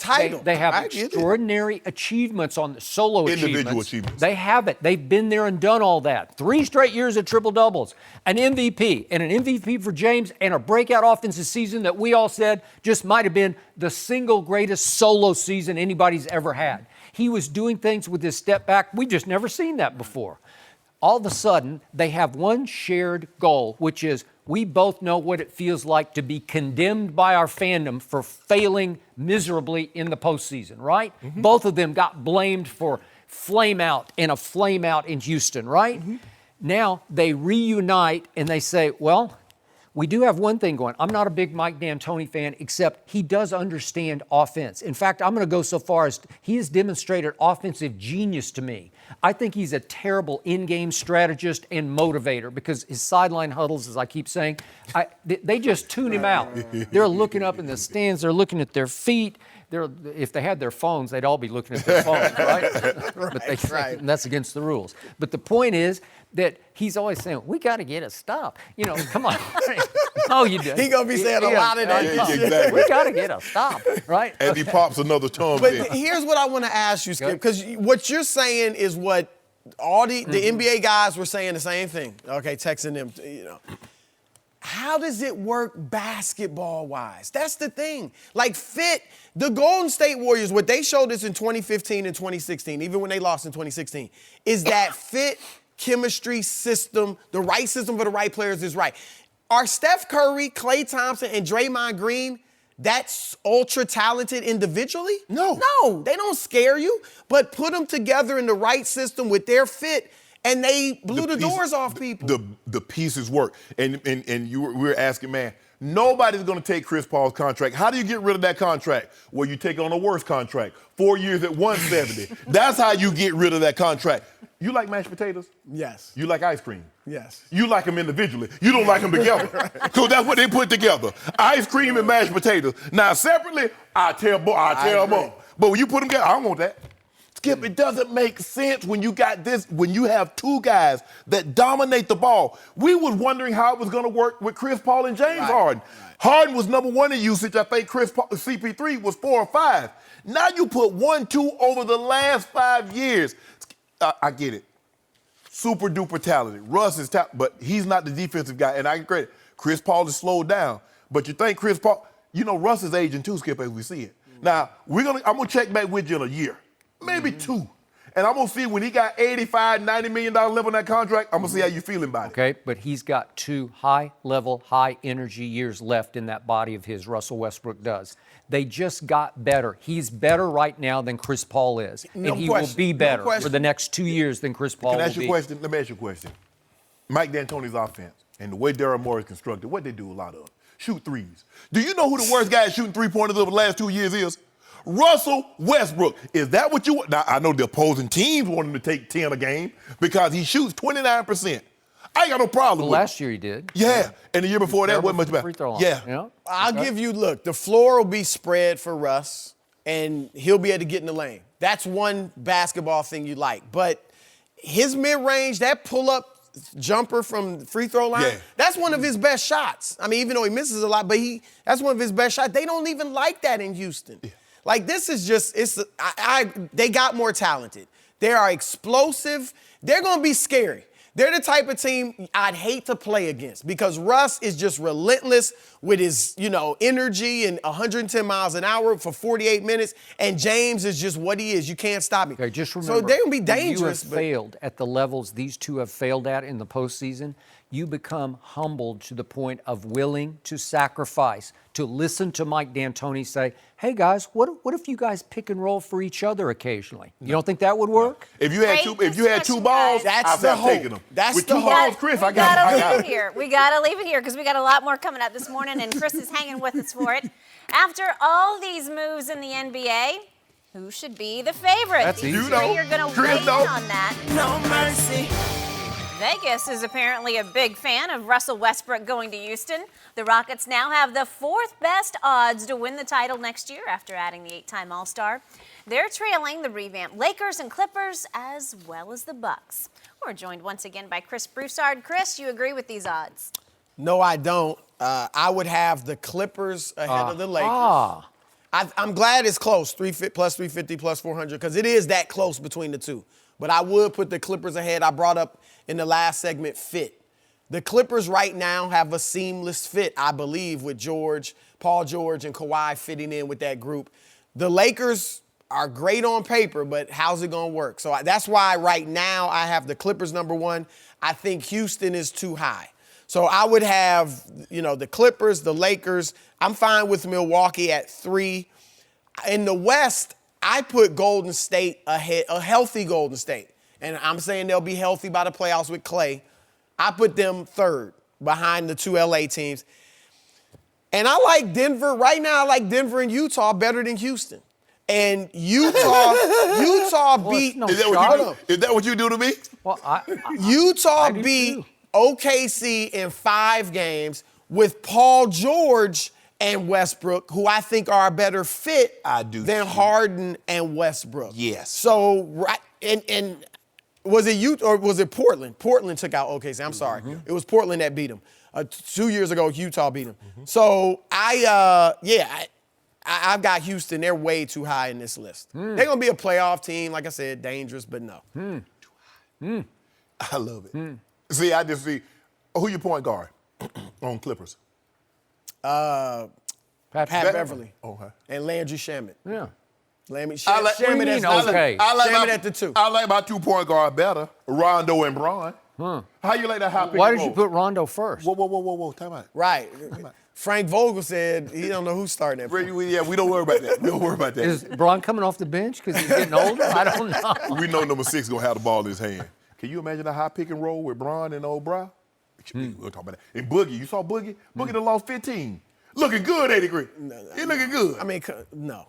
10 years ago, and I don't mean because LeBron would have been 10 years younger. Yeah. 10 years ago, it would have been, the Lakers would have ran away with it because of the game, the style of play. Now, we're going to force you to play our game. We're going to force you to play our game. But anyway, look, it's slightly, but I agree with Vegas. Close. Yeah, I agree with Vegas. They called me up and said, Shannon, what do you think about this? I said, yeah, I like that. I like that. See, yeah. That's how we do, Skip. Look, I like the addition. They had to do a great job. I think Rob Pelinka did a masterful job of scrambling. Yeah, they went all in on Kawhi, and then maybe they missed some guys. But I mean, do you really want Terrence Ross at $15 million a year for 3 years? I mean, that means you're gonna have to overpay for some of the guys. I think they got great value. The only guy I don't think they got great value for is Danny Green. But when you get into the Mavericks wanted him, and they were willing to go a third year, 3 for $39. Well, you had to step up to the plate 2 for $30. And he wants to be able to compete for a title, so it made it a no-brainer. But I love the additions of Boogie. I love Avery Bradley and Anthony Davis. Anthony Davis, he been a boss to me last 3 years, Skip Bayless. Even after they did what they did to him, they tried to demean my man, made him sit down when he was a healthy scratch. Oh, we don't want you around here. Okay, I'm going to see how you're going to do with this 27, 11, and 2.4. You realize sometimes he was a fragile scratch. Whatever. Right? Because he was nicked and knacked. Hold on, fragile. I know a guy over the last 5 years been more fragile than the brow. Can you take one guess who I'm talking about? The claw? Yeah. Nah, he the claw, huh? Exactly. Yeah. What about them 70 plus games he missed on your watch? You like that? Like what you asked me, you like that, Skip? You know what? I don't know who's going to win the load management contest between the Lakers and the Clippers. That might determine it, right? Yeah, Vegas, what's the odds on that? I don't know. Good prop bet. So you like this because it's the one sports book that put the Lakers over the Clippers slightly. But there are many other sports books, including Westgate, that we often use on this show, that still have the Clippers slightly over the Lakers. What did Sheridan say? I don't know. I didn't look it up. Why didn't you look it up? He didn't call me last night. No, he didn't? Yeah. You He got asked me to chime in. Really? Yeah. You don't DM with him? Or you just have to... What did Bron say? Skip, don't worry about what Brian say. Don't worry Did he about ask what you to Brian take a little pressure off by picking the Clippers? He was at the party, asked me why I ain't come to his party the other night. And? Yeah? I was busy. Busy doing what? Man, you know, prepping? First of all, you know good well it's hard to do anything when you get up at 3 a.m. I do know. And go to some party during the week. No, I It better hear be you. Friday or Saturday night. Okay, so I delivered this bad news to Shannon early in the show, and now I'm going to deliver it to Chris, but he's with me on this. Not only do I have the Clippers slightly above the Lakers, I got Golden State above the Lakers because I do believe Klay Thompson will come back full force. He is the ultimate lowercase warrior, as in true warrior. And I just believe in this day and age that the ACL surgery has been so much more perfected that, and with his mentality and his drive and now the chip, so to speak, on their shoulders because they have been completely written off. They might be the only one left standing with a, dare I say, big three because Steph and Draymond and Klay, what were they not the foundation of 73 and 9? Yeah, right. Now again, they don't have Iggy, but they kept Kevon Looney, who played so big for them last year. He was really good. And again, the D'Angelo move was sweet just to get them through the first half of the year, keep them afloat. Then if they could become the 4th seed or whatever and get some home court advantage going into the playoffs with him healthy, Right. I would like them Willie a lot. Cauley-Stein. Oh yeah, I like that was addition. nice. Yeah. But I don't think D'Angelo, I don't think D'Lo he fits. Klay is catch and shoot. D'Lo needs the ball in his Okay, hand. but I think it was like a desperation move just to get them in the playoffs. And I think D'Angelo can shoot. We Yeah. know that. Steph, before Steve Kerr went there and Mark Jackson was a coach, Steph was high pick and roll all the time, ball in his hands. Assists were higher than they've ever been under Kerr. And he adjusted. Obviously, he's a better shooter than D'Angelo. But I think D'Angelo will adjust in this. He won't move as much as Steph, but he'll be all right. Why do I like the Clippers better? Because they have a guts and a toughness the Lakers don't have. And it was already there. And they have a much better coach in place. And they have a core in place led by Patrick Beverley and Lou Williams coming off the bench that has mental toughness to it that I'm not sure number 2 and Paul George have ever quite had. But when you put them in that locker room with those guys being the alphas and the leaders, with Doc, now you got something. With Montrez coming off the bench, he is a force. Yeah, he is. He's going to play bigger than DeMarcus will play. No. That's just me. When Boogie get healthy, you watch him. Now, you know Boogie on a mission. Boogie done lost that What weight. do they need from Boogie? We're going to give us like 15 and 9, 16 and 9. AD going to give us 27. You don't need more than that. Huh? You get that, that's plenty. AD, you know AD going to give us just what he's given us his entire career. 25 plus, 12 rebounds. And you know old Brown, old GOAT James, on a mission. I keep telling you, Skip. Comeback season for the Agents. Oh! Already posted. The big comeback. Yeah, okay. It's close. I like the Lakers. I like what they've done. And but finally, they got more questions. I'm back to Team Asparagus. You call my team Broccoli, the Spurs, so I'm calling the Utah Jazz Team Asparagus because this would be the ultimate nightmare if they get to the NBA Finals. But I got to tell you, this team is loaded. The only reason I'm not going to pick this team is they're thrown together. It's a new group with a new point guard.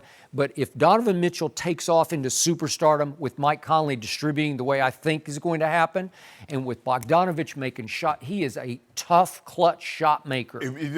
What do you have them fourth? I got him fourth, but again, you don't have Milwaukee. You got them low. Okay, you know what? I'm just doing the You West. the West. Okay, just the Because West. I feel like the champ's going to come out of the West anyway. And you know Mike Conley is great pick and roll. So he and Gobert playing the pick and roll, and he got shooters with Ingles and Bogdanovich. I'll take that. If it clicks, if it gels on time, this team could easily win the West. Wow. They ain't win the West. Easily. Look, they're dangerous. They're tough. I just can't see it. Here's the question, and maybe Mitchell is this guy. You know, in the playoffs, and this is why I like the Lakers and Clippers so much, you need that guy that can just, when all else fails, when they know exactly what we're doing, I can just beat you. Who's that guy on Utah? Is it Mitchell? Maybe.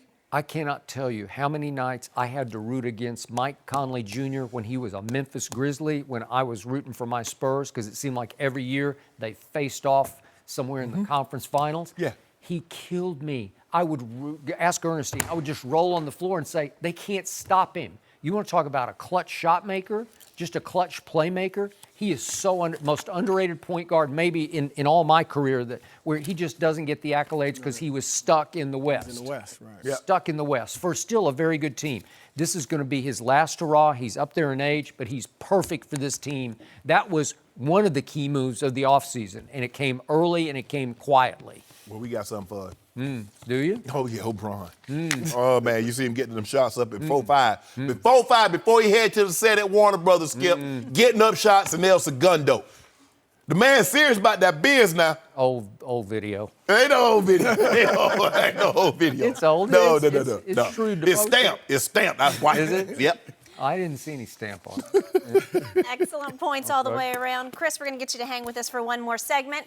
Did the Lakers get played by Kawhi? It's Skip and now Shannon's favorite topic, I think. We'll discuss that up next. No mercy. Back to the NBA. We all know Kawhi Leonard is a Clipper, but many folks, including two at this table, really thought he'd be a Laker. Kawhi's former teammate and new Laker Danny Green says that wasn't going to happen. Green said yesterday he knew the Claw wanted to play closer to home, but he wanted to go, quote, his own route, which is why he chose the Clippers over the purple and gold. Chris Broussard still hanging with us. Chris, you surprised at all by this? Yeah, because I and most people around the league, or a lot of people around the league, including some within the Clippers organization, think if they had not gotten Paul George, Kawhi would be a Laker right now. And so I'm surprised by Danny saying that. However, once they get a Paul George, I'm not surprised at all because Kawhi wanted to play with the second star. Now, I get where Danny's coming from because all season long, and I'm sure I said it many times on this show, I thought Kawhi was joining the Clippers. And after the Raptors win the championship, and I first started hearing, he will go to the Lakers to play with AD and LeBron, I was like, that doesn't make sense. Why would you, right after you lead your own team to a championship, why would you go and join somebody else's team? So I get the logic that Danny is putting in, but what Danny, I think, is underestimating was Kawhi's desire to play with a second star. Like, I guess it was taxing his health, carrying a team by himself. So once that came into play, the Lakers, I hate to say by default, because obviously they're the Lakers and you have some good talent, but he wanted to be home, and if it would have he had to play with two stars and be a part of a big three, I think he would have done that before going back to Toronto. There was a story that came out yesterday, you guys may have seen it, where it was the Raptors are saying now, or at least according to sources, that Kawhi asked for just unreasonable stuff in his meeting with the Raptors, stuff that made the Raptors think he really doesn't want to be here. And so I think that I get where Danny's coming from, and I agree. I think Kawhi made the right move to go to his own team, but he also wanted to play with a second star that could have led him to the Lakers. Skip, it's hard for me because Danny knows him so well. He's been with him basically since he came into the league. And I would just assume Danny knows him best. I don't know the in-depth of the conversation that they had about what Kawhi was going to do. But the crooks, to make a long story short, we were donuts, the Lakers, and he glazed us. He used So you think he played him? Yeah, he played us. He played us to the left, and we didn't get an opportunity to play him to the right. But we'll take care of that this season. Yeah, we do that this So year. you convinced him? No, I mean, Danny convinced you? Well, I think it was Danny Green saying that. For me, Skip, So you don't think he was going to ever go to the Lakers now? it's for me. Okay.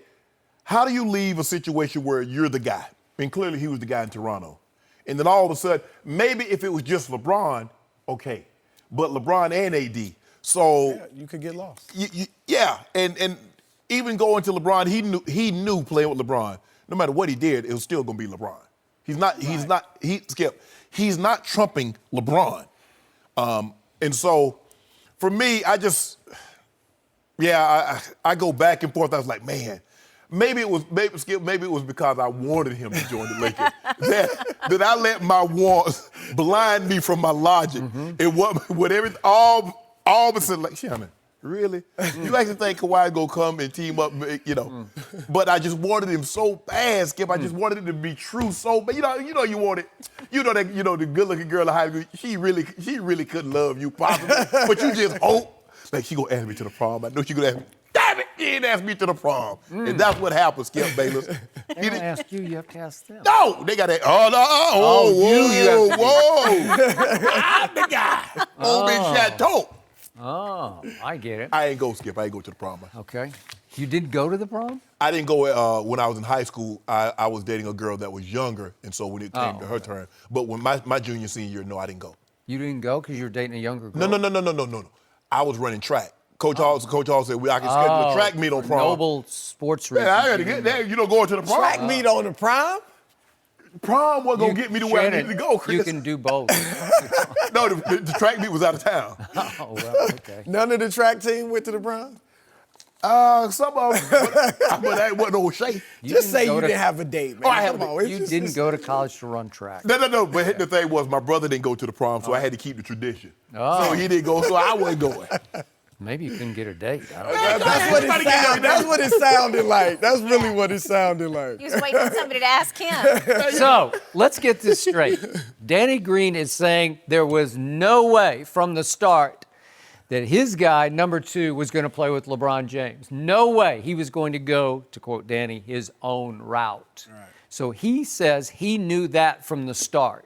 The Lakers should have seen or known that from the start. You have to have the right intel if you have the right GM and the right tentacles in place. You have to have the right grapevine out there to be able to see this coming and head it off at the pass so you don't get taken for a long ride. They just waited to the bitter end, and then what?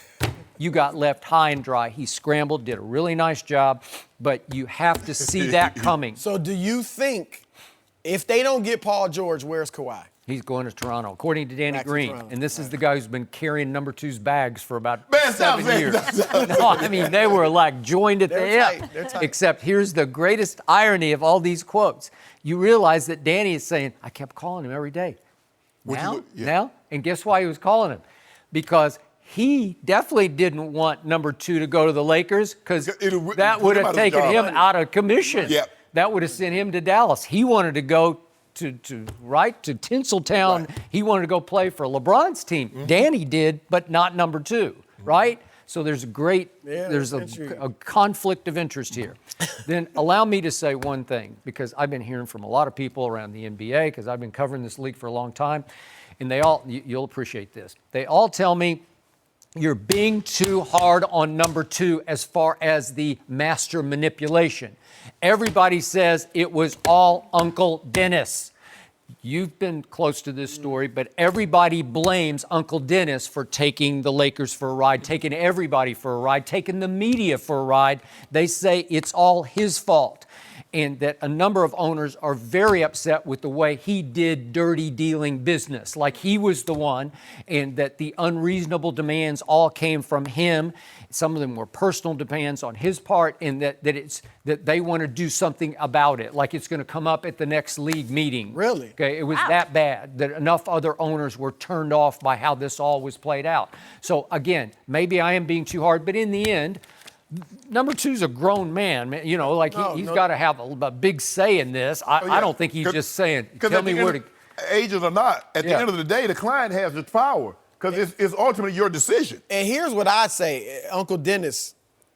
I can't blame him for anything he did. He's gotten everything he wanted. Okay. And you know this, agents, why do people around the league dislike Rob Pelinka? Because he was an agent, and this is what they do. Okay. A lot of people don't like Rich Paul and his tactics because he's an agent, and this is what they do. Unless he did something illegal. Agents are governed by certain rules, right? That are in place. But Uncle Dennis, he's not an agent. Dennis he's not an agent. Right. So he can just do whatever the hell he wants to do. Look, they got everything they wanted. They got a championship last year. They got Southern California. They've got a great team. I agree. You know? It worked. And they have a 2-year deal. It used to be honor amongst thieves. Yep. You know, it's only when I'll rob you, but I don't want you robbing me. And it seems to me for the first time that Uncle Dennis or whomever pulled this trade off. But it'd be interesting to know. I want to know what they asked for Toronto. Yeah, that's what I need to know, Skip. I need to know what was so unreasonable because it seemed like you were willing to bend over backwards. Go limbo. You're right. They were giving him a penthouse, $20 million penthouse, food free for the next 5 years. What did he want? He wanted to fly everybody on the team plane. I just want to know the accent. Maybe make Uncle Dennis Prime Minister of Canada. Yeah. Seriously. I just want to know. We got to find out what were some of the requests. Like I said, I think Uncle Dennis did his thing. He got busy. And really, what my NBA people are telling me is basically not that I'm blaming number two too much, that I'm giving him too much credit for. I should be giving most of the credit to the master manipulator, the guy who's sitting back quietly as Uncle Dennis. Yeah, the man you named Dennis the Menace because he wrecked. You named him that. He wrecked my Spurs. Well, he did. He did. Oh, Kawhi. Bad people. Kawhi is that good. The Spurs would be. They'd be the league. If he were still there, right? If he were still there, they'd be great. Yeah, we're going to be really good right anyway. Kawhi's and by the way, I got to say this real quickly. LeBron, you got us again, clutch, or as I call it, unclutch sports. They got us. What happened? Marcus, they got us. We had to go with Trey Lyles. I don't love him. And again, I would have preferred Marcus, but again, payback is, you know what? What do you mean payback? We'll get you back. We'll get you back. Maybe we'll get you back in the playoffs this year. It was a 1-1. Right. For $10 million 1 year. You go take $10 million 1 year to San Antonio or 15 to live in Manhattan. You know what the problem is? When this stuff leaks so far in advance of when you can actually sign, we saw this with DeAndre Jordan, like a few years ago. This is what can happen. Guys can change their mind. Another team can come across and it leaked that he was going to sign with the Spurs. It didn't leak. Clutch Sports posted it on their site. But they said it. But we have signed with San Antonio for 2 years and $10 million a year. But that's what these dirty when you make these and sneaky beat. Yep. Sneaky beat. Way to go, Lil Richie. Lil Richie got us. LeBron got us. He's the CEO of. He is. No, that's Richie Paul. You know, and they did it they did me dirty. They did my team dirty. It's just the classiest organization in sports. Well, all you had to do they come did up, it. 15 mil. Come up, you can do stay. Okay, but which team is better? You want to be a Knick or a Spur? I want 15 Help mil. me out. Marcus Morris is not going to be identified whether or not he won a championship. right. In some situations, get your money. Get that bread. I mean, if it's LeBron or if it's Kawhi, guys like that, Giannis, okay, you're going to take them. You're going to take an opportunity to compete for a championship. But Marcus Morris is not going to be identified. Oh, you remember it's a job for him. Get that money. So I hope that $15 million feels real good when you look up and RJ's shooting it again. Yeah, again. Yeah, you took another shot and he missed. Hey, just make sure. Hopefully James Dolan keep the direct deposit as much as RJ shoots, and I'll be just fine. Great stuff this morning, guys. Chris, thanks for being here. We certainly appreciate it. Coming up, very special guest, the Honey Badger is here. We're talking with Tyrann Mathieu of the Chiefs. Up next. No mercy. Our next guest signed with the Chiefs back in March. In 6 years in the NFL, he's snagged 13 career interceptions, was an All-Pro in 2015, and, of course, he has one of the best nicknames in sports, the Honey Badger, New Orleans' own Tyrann Mathieu. Welcome so much to Undisputed. Thanks for being here today. LSU's Good morning. own, right? LSU's own. Go Tigers. Yes, sir. All right, you had a lot of options when making your choice. What Yeah. attracted you to Kansas City and the Chiefs? Well, I thought I had obviously a great time, in Houston. But I thought Chiefs offered me a really great opportunity to really come in, be the elder statesman. I think I'm one of the oldest guys on the defense. So, that's a change up for me, coming from Arizona, playing under Patrick, and then spending that year in Houston playing under JJ. I think anytime you get to have your own group, kind of lead your own group, motivate your own group, I think that's a big challenge, and I just wanted to step up, to that plate. So before we get into the details of the Chiefs and the new, completely rebuilt defense, go here with me for a second. Back in my days at ESPN, I spent a lot of time with Herman Edwards, who people probably don't remember, once upon a time was an undrafted free agent cornerback for the Philadelphia Eagles who made Pro Bowls because he had something that you have, and it was nose for football. And I used to talk to him about it, and he said, you can't coach it, you can't teach it. But since him, and I watched a lot of Herman, and he bedeviled my Dallas Cowboys many a Sunday, really a good player because he was always getting his hands on the ball. Yeah. And when I saw you at LSU, I said, aha, there's another one where you were just gifted with it. I can't explain it, and I don't know if you can, but it seems like you probably had it from Pop Warner or whenever you first played. Wherever the football is, you just anticipate it instinctively, and you get there sometimes before the receiver does. Have you always had that since you were a little kid? Yeah, I believe so. I played offense a lot growing up, Pop Warner, park ball. And then as high school came, I transitioned to DB, but I missed holding the football. And so I think it's a mindset, though. I think it's an attitude. A lot of young kids, they come up to me today, they ask me, how do I do it?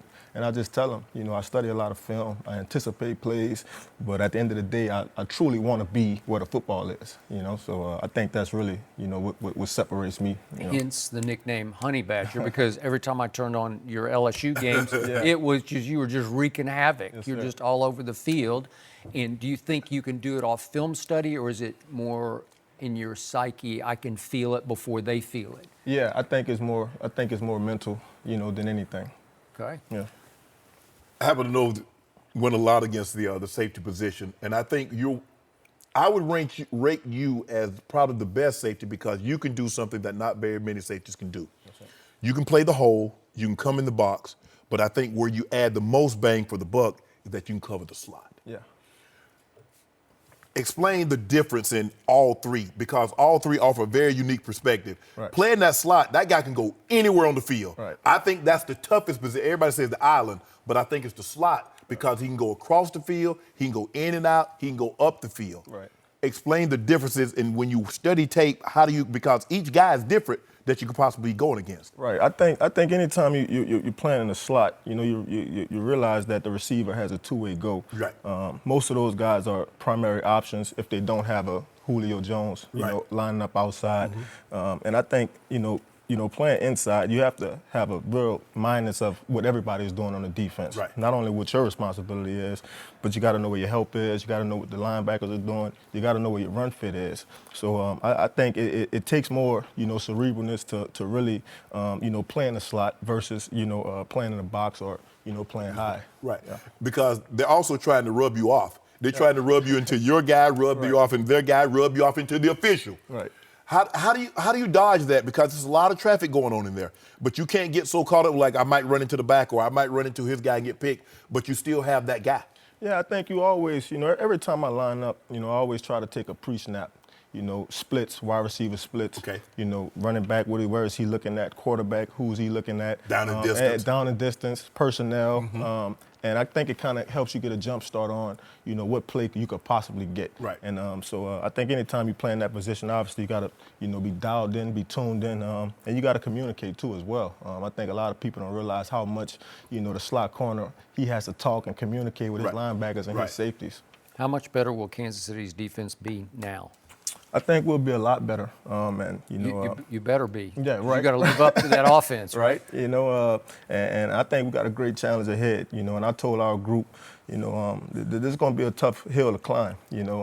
Especially where those guys were last year, and they brought myself and Frank Clark in, and I think anytime you could bring two guys in that really have a chip on their shoulders, an edge. a certain personality, you could rub off on a lot of guys in a positive way.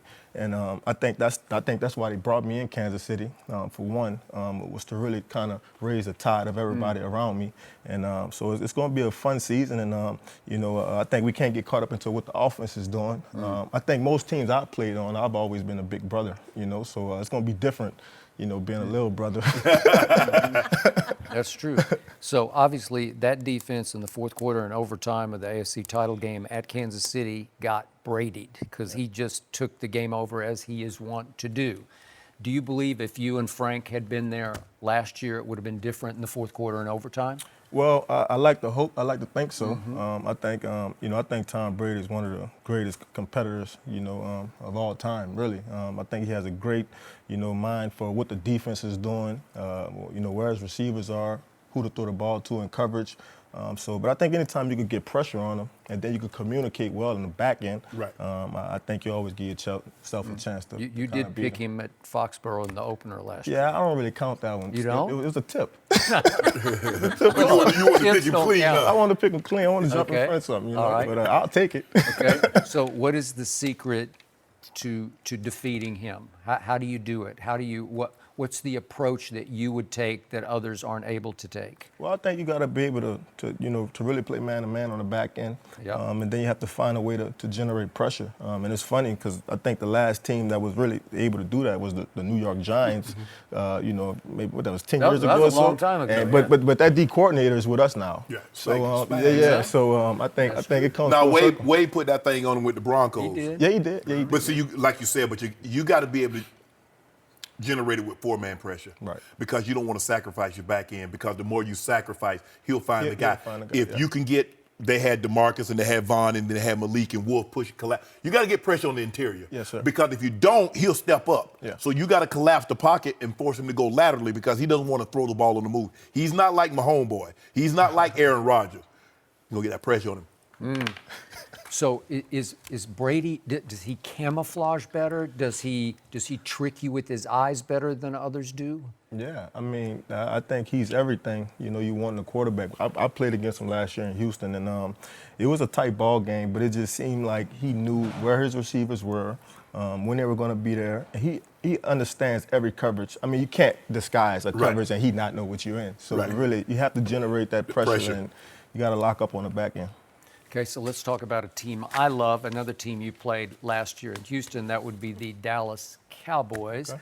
Dak Prescott is due to get paid here pretty soon, as are several other people, including that running back and that wide receiver on that team.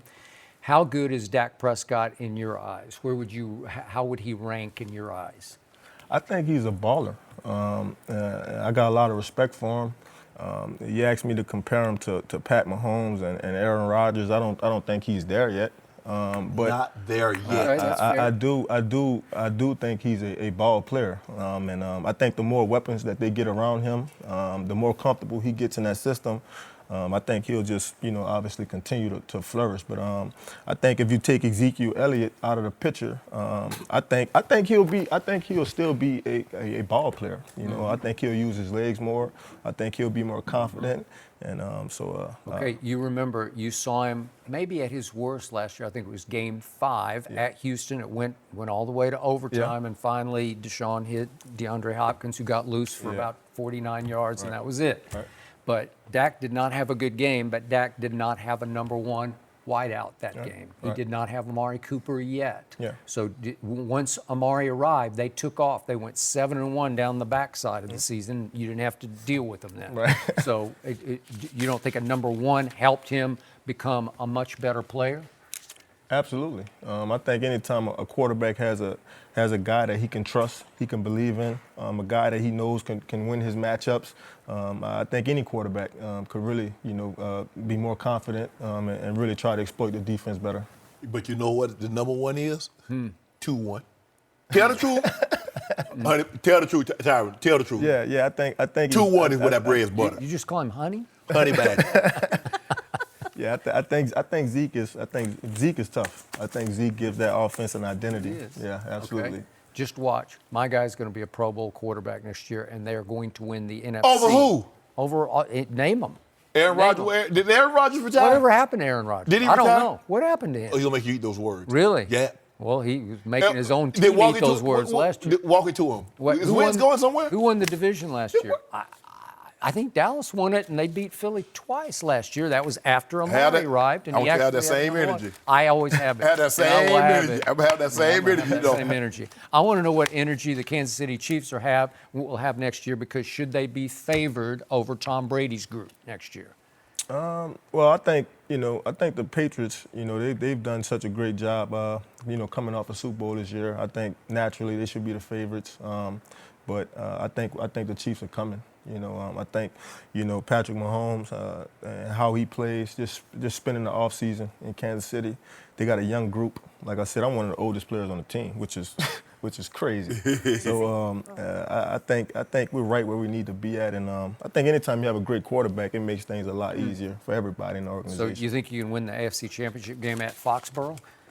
I do, without a doubt. All right. Without a doubt. Okay, Yeah. here we go. Well, Good looking. way to go. Thank you. Confidence. Appreciate it. Thank you so much. Yep. Thank you so Thank much you, for Jen. being here. Always. Good luck with the season, and of Appreciate course, it. prayers to everybody back home in New Orleans Yeah. as Barry rolls in. Thank you. Appreciate it. No mercy. Adabayo in a deal, but according to Woj, the Heat remain a possibility still to land Chris Paul if the Thunder move him. Shannon, you think Pat Riley played this one right? I do. I told you, Skip Bayless, what was going to be the sticking point. If they tried to get Bam, the man's going to turn 22 in a week. Yep. So I believe in another year, he'll be a 20-10 guy. He plays both ends of the court. He's hustle. Rebound, he can defend the paint. He can score some ball. Got nice little a post-up game. Can shoot from the outside, mid-range game. Spoelstra said he was the best center in basketball the last month of the year. Go ahead. Yeah, unfortunately, they play like 7-8 months in basketball, though, but that's neither here nor there. Yep. Skip, but look, and I just thought that Russell's contract, 4 years, 171, paired with Jimmy's contract, 4 years at 141. That's 4 years for $312 million. I believe Chris Paul and Jimmy Butler is a better pairing than Russ would have been.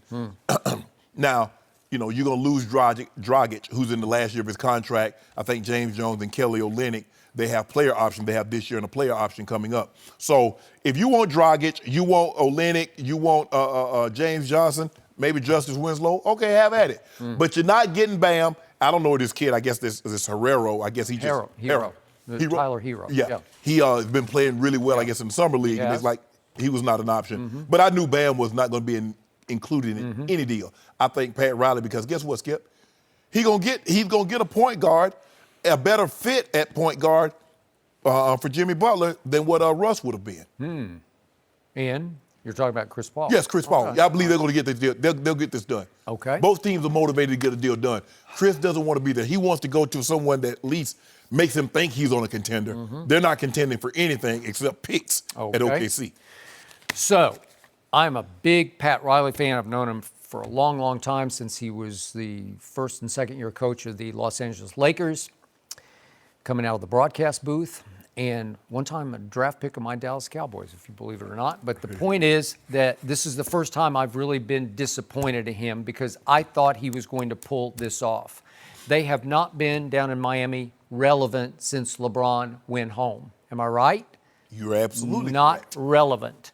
So I thought, because remember Russ, as in Russell Westbrook, remember he liked a rendering of him in a Heat jersey. So I thought, well, this, and there were early reports from the ESPN people that, he really wants to go to Miami. Well, I don't know if that was just smoke or not fire. No, he just wanted to be out of OKC. Okay, whatever. And then I read that Jimmy Butler wanted him in Miami. So help me out here. Would you rather have Jimmy Butler and Russ, or just Jimmy Butler and all those guys we just talked about? Jimmy Butler and Chris Paul, because that's what you're going to have. They're going to get the deal done, Skip. Well, now we're down to, once again, we're back to the Houston syndrome. Better player right now, Russell Westbrook or Chris Paul? Skip, it's not about at some point in time, Skip. It's got to be about fit. I mean, what good is it getting? For me, look how this thing lay on me, Skip. Now you could get Keton at $12,000, or do you want this right here, nice little piece right here, nice little ensemble, $4,500? It's about fit. It's only $4,500? $4,500 for the jacket. Really? Throwing another $2,500 for the slacks. But I neither here nor there. How do you know that? Didn't Fox buy it for you? No, they did not. Oh, they buy your clothes? I don't know. I don't know. When? Charlie don't Dixon. know. We need to have a conversation. But anyway, Skip Bayless, it's about fit. And the better fit in Miami would be Chris Paul and Jimmy Butler as opposed to Butler and Russ. But it's Russell Westbrook and Jimmy Butler in the again, watered down East because number 2 went West. Yeah. So all of a sudden, it is wide open at the top. We don't even talk about it because it's so winnable. It could be the Bucks, but they're not quite as good. No, we don't talk about the East because everything is stacked up in the West. Well, that's what I'm saying. but all of a sudden, you say, well, Philly, we think Philly's the best team, but could Jimmy and Russ give them some fits? Could they be dangerous? Yeah. Had KD been healthy, we'd be talking about the East a little bit more. Right. And the Nets have pretty good odds even with just Kyrie. Right? Yeah. Okay, so to me, I thought Pat Riley would just say, plunge, just do it. Because in the end, Bam, Justice Winslow, Tyler Hero, it just doesn't matter. It's Russell Westbrook you had a shot at. Maybe Russ from the start said, I want to go to James. Maybe that was what it was all about. But if it wasn't, then Pat Riley disappointed me. I mean, Russ is happy either way, Skip, for the simple fact Texas has no state tax. So he's going to get a bunch of that 170. Buy a lot of suits with that money. Yeah. Great stuff, guys. Cheap suits. Still They don't to come. cheap. What are you Has talking about, Chris cheap? Paul's reputation taken a big hit? We'll discuss that when we come back. No mercy. Our good friend Kendrick Perkins tweeted this after the big trade yesterday. We talked about Russ not being a good teammate, but it might be time to talk about CP a little bit. Forced his way out of New Orleans and LA, and now the Rockets trade him? Make sure y'all give him the same energy everybody was giving Russ. Shannon, do you agree? Yeah, he should. He did. He forced his way out of New Orleans. He forced his way out of L.A., and he and James Harden bumped heads. There have been reports that Big Baby said he wasn't the greatest of teammates. Now, I need to get, somebody to hook up DeAndre Jordan and Blake Griffin and see what they have to say. And then that would be the confirmation. I think Blake would say what you think he would say. I think that would be the confirmation we need, Skip. But it's hard. I think, he's gotten a pass for the simple fact he is the Players Union president, head of the Players Association. And, and plus, he's like, he's so, look at Chris. He's like 6 foot tall in the Atlanta Giants, and he plays hard. That's true. But he's sneaky, he's dirty, and it's hard. I'm not going to disagree with Perk.